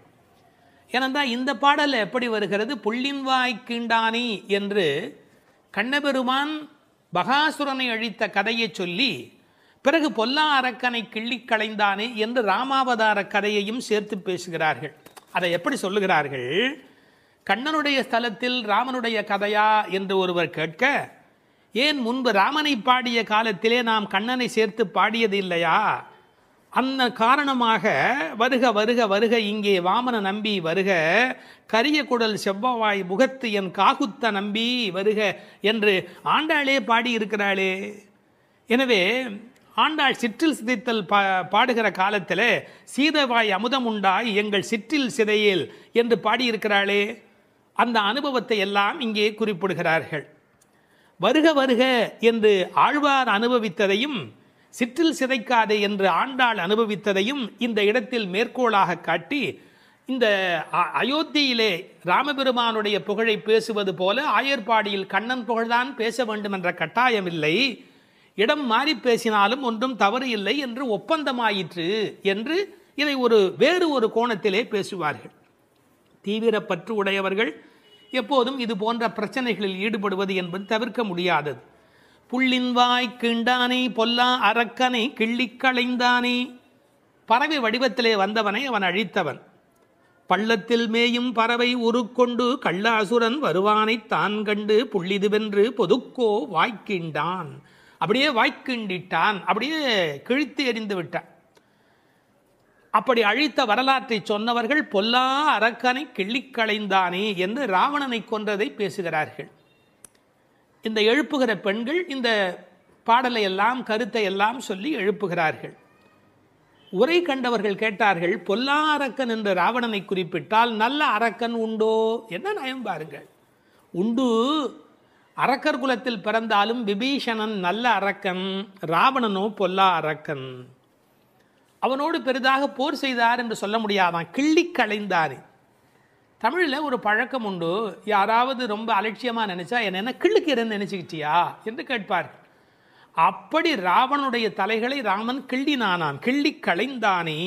அதுக்கு வேற ஒரு பொருள் உண்டு. தன்முனைப்பு உள்ளவர்கள் பரமாத்மாவால் அழிக்கப்படுவார்கள் என்கிற அந்த உணர்வு 10 தலை ஒருவருக்கு உண்டு என்ற கதையை அப்படியே எடுத்துக்கொள்வதை விட, பன்முகமாக ஆசை தலி விரித்து ஆடுகிற போது ஒருமுகமுடைய பரமாத்மா மனதை நாம் ஒருமுகப்படுத்தினால் நமக்கு உள்ளே இருக்கிற பன்முகம் அழிந்து போகும் என்று உருவகமாக எடுத்துக்கொண்டு அனுபவிப்பவர்களும் உண்டு. இப்படி ராவணனை அழித்த வரலாற்றை பேசி கீர்த்திமை பாடிப்போய் பிள்ளைகள் எல்லோரும் பாவை களம் புக்கார். இந்த நெல் பயிரிடுகிற இடத்துக்கு நெற்களம் என்று பெயர், அதுபோல் பாவை நோன்பு நோற்கிற இடத்துக்கு பாவைக்களம் என்று பெயர். யாருடைய புகழை பாடுகிறார்கள்? கீர்த்திமை பாடி, ராமன் கண்ணன் இருவருடைய புகழையும் பாடி, கீர்த்தி புகழை பாடி. பிள்ளைகள் எல்லோரும், சின்ன குழந்தைகளாகிய பெண் பிள்ளைகள் எல்லாரும் சேர்ந்து பாவைக்களம் புக்கார். அவங்கெல்லாம் நோன்பு நோக்கிற இடத்துக்கு போய்விட்டார்கள். நான் மட்டும் உனக்காக இங்கே நின்று கொண்டிருக்கிறேன், சீக்கிரம் வாடி என்பது போல் பேசுகிறார். இப்போது பொழுது விடிந்து விட்டது என்பதில் அடையாளம் ரொம்ப நுட்பமான ஒரு அடையாளம். வெள்ளி எழுந்து வியாழம் உறங்கிற்று. அதாவது வெள்ளிக்கிழமை தோன்றிவிட்டது, வியாழக்கிழமை முடிந்து விட்டது இல்லை, குரு ஹோரை போய்விட்டது, சுக்கிரஹோரை தொடங்கி விட்டது. அது இன்னொரு கோணம். வானியலை பற்றி நன்கு ஆய்வு செய்தவர்கள் ஒரு குறிப்பிட்ட காலத்திலே சுக்கிரனுடைய எழுச்சியும் வியாழனுடைய அந்த இறங்கு முகமும் ஒன்றாக நடக்கும் என்று குறிப்பிடுகிறார்கள். சுஜாதா அவர்கள் இதை வைத்துக்கொண்டு கிபி 885 என்று உறுதி செய்ய முடியும் என்று ஒரு கட்டுரையிலே எழுதியிருக்கிறார்கள். ஆனால் வேறு சிலரோ கிபி 8ஆம் நூற்றாண்டில் ஒரே ஒரு முறை மட்டும் அதிகாலை பொழுதில் சுக்கிரன் எழுவதும் குரு மறைவதும் ஒரே வேளையில் நிகழ்ந்துள்ளது. அது முழு நிலவு நாள், பௌர்ணமி. அந்த நாள் அப்படியே குறிப்பிடுகிறார்கள். அந்நாள் கிபி 731 டிசம்பர் 18 காலை 3:30 முதல் 4 மணி. இதனை அடி ஒற்றி ஆண்டாள் பிறந்தது கிபி 716 ஆடிப்பூரம் என்று கணக்கிட்டிருக்கிறார். பாருங்க எவ்வளவு அழகான ஒரு காலக்கணக்கு. வெள்ளி எழுந்து வியாழன் உறங்கிற்று. புள்ளும் சிலம்பின. முன்னர் ஒரு முறை புள்ளும் சிலம்பின என்ற பாடல் வந்திருக்கிறதே, அதெல்லாம் கூட்டுக்குள்ளே. இப்போ வெளியில் பறவைகள் எல்லா இடங்களிலும் திரிந்து அவை இப்போது சப்தம் எழுப்பி கொண்டிருக்கின்றன. இந்த இடத்துல புள்ளும் சிலம்பியதை பற்றி சொல்லுகிற போது உரையாசிரியர்கள் இதை ஆசிரிய பெருமக்களோடு ஆச்சாரிய பெருமக்களோடு இணைத்து பேசுவது வழக்கம். குயில் அதுபோல சில ஆச்சாரியர்கள், கொக்கு அதுபோல, அன்னம் போல, கருடன் போல என்று பறவையோடு அவர்கள் ஓமிக்கத்தக்கவர்கள். கண்டத்வனியிலே, அதாவது குரல் வளத்திலே அவர்கள் குயில் மாதிரி. ஏகாகிர சிந்தையில், எப்போதும் மனம் ஒருமுகமாக இருத்தலில் கொக்கு போல, கொக்கொக்கு கூம்பும் பருவத்து என்பார் திருவள்ளுவர். சாரத்தை கிரகித்துக் கொள்வதிலே அன்னபக்ஷி போல, அன்னத்தை போல. கைங்கரியம் என்ற தொண்டு செய்வதிலே கருட பட்சியைப் போல, பல்லடிமை திறத்தினாலே என்று பறவையை அப்படியே அடியார்களோடு ஒப்பிடுவதும் வழக்கம். போது அறி கண்ணினாய், போதுன்னு சொன்னால் முட்டு என்று பொருள். தமிழ் ஒரு அழகான மொழி. அரும்பு, முகை, முகிழ், மொட்டு, மலர். பாருங்க, மலருடைய பல நிலைக்கும் பேர் இருக்கு, இன்னும் கூட இருக்கு. அதாவது வெளியில் புறப்படுவது அரும்பு, கொஞ்சம் மேலே வந்தால் அது முகை, கொஞ்சம் அது இதழ் திறக்க ஆரம்பித்தா அது முகிழ், அது நல்ல விரிந்து விட்டால் தான் அதுக்கு மலர் அப்படின்னு பேர். ரெண்டுக்கும் நடுவில் இருக்க போது போதுன்னு பேர். அந்த போது அது போன்ற கண்களை உடையவள். அதில் வண்டு உட்கார்ந்திருப்பதை போன்ற கண். ஐயா, வெள்ளையாக கண்ணில் ஒரு பகுதி இருக்குது, கருப்பாக ஒரு பகுதி இருக்குது. அது வெள்ளையாக இருக்கிற மலர், அதன் மேலே கருப்பாக இருக்கிற வண்டு உட்கார்ந்திருக்கிற தன்மையினை போதறி கண்ணினாய் என்ற ஓமையாக குறிப்பிட்டார்கள். குளிக்கிறது எப்படி குளிக்கணுமா? குள்ள குளிர குடைந்து நீர் ஆடு. அப்படி ஆடாதே, பள்ளிக்கிடத்தியோ பாவாய் நீ. இந்த பெண்ணம்பெரிய அப்படிங்கிற ஒரு சொல்லாட்சி உண்டு. அதுபோல குள்ள குளிர என்ற வார்த்தையை பயன்படுத்தினார்கள். நல்லா முங்கி குளிக்க வேணும், குடைந்து நீராட வேண்டும். ஆற்றில், குளத்தில், கிணற்றில் இருந்து நீர் வளம் இருக்கிற இயற்கையை புதுப்பிக்கின்ற அந்த அழகான மழைக்கு பிறகு அந்த குளிக்கிற சுகத்தை இந்த வரியிலேயே கொண்டு வருகிறாள். குள்ள குளிர குடைந்து நீராடாதே பள்ளிக்கிடத்தியோ பாவாய் நீ நன்னாளால். எல்லா நாளுமே நல்ல நாள் தான். ஆனால் இன்றைக்கு கண்ணனுக்கு நாம் பார்க்க போகிற நாள், ஊருக்கு நலம் செய்கிற நாள், உனக்கு நன்மையான நாள். அப்படி இருக்கும்போது நீ படுத்து கிடக்கிறாயே, பள்ளி அறையிலேயே படுத்து கிடப்பவருக்கு பள்ளி கொண்ட பெருமாளை பார்க்கிற பாக்கியம் கிடைக்குமா? அவனை பருகும் சுகம் உனக்கு எப்படி வாய்க்கும்? கள்ளம் தவிர்ந்து கலந்தேலோர் எம்பாவாய்.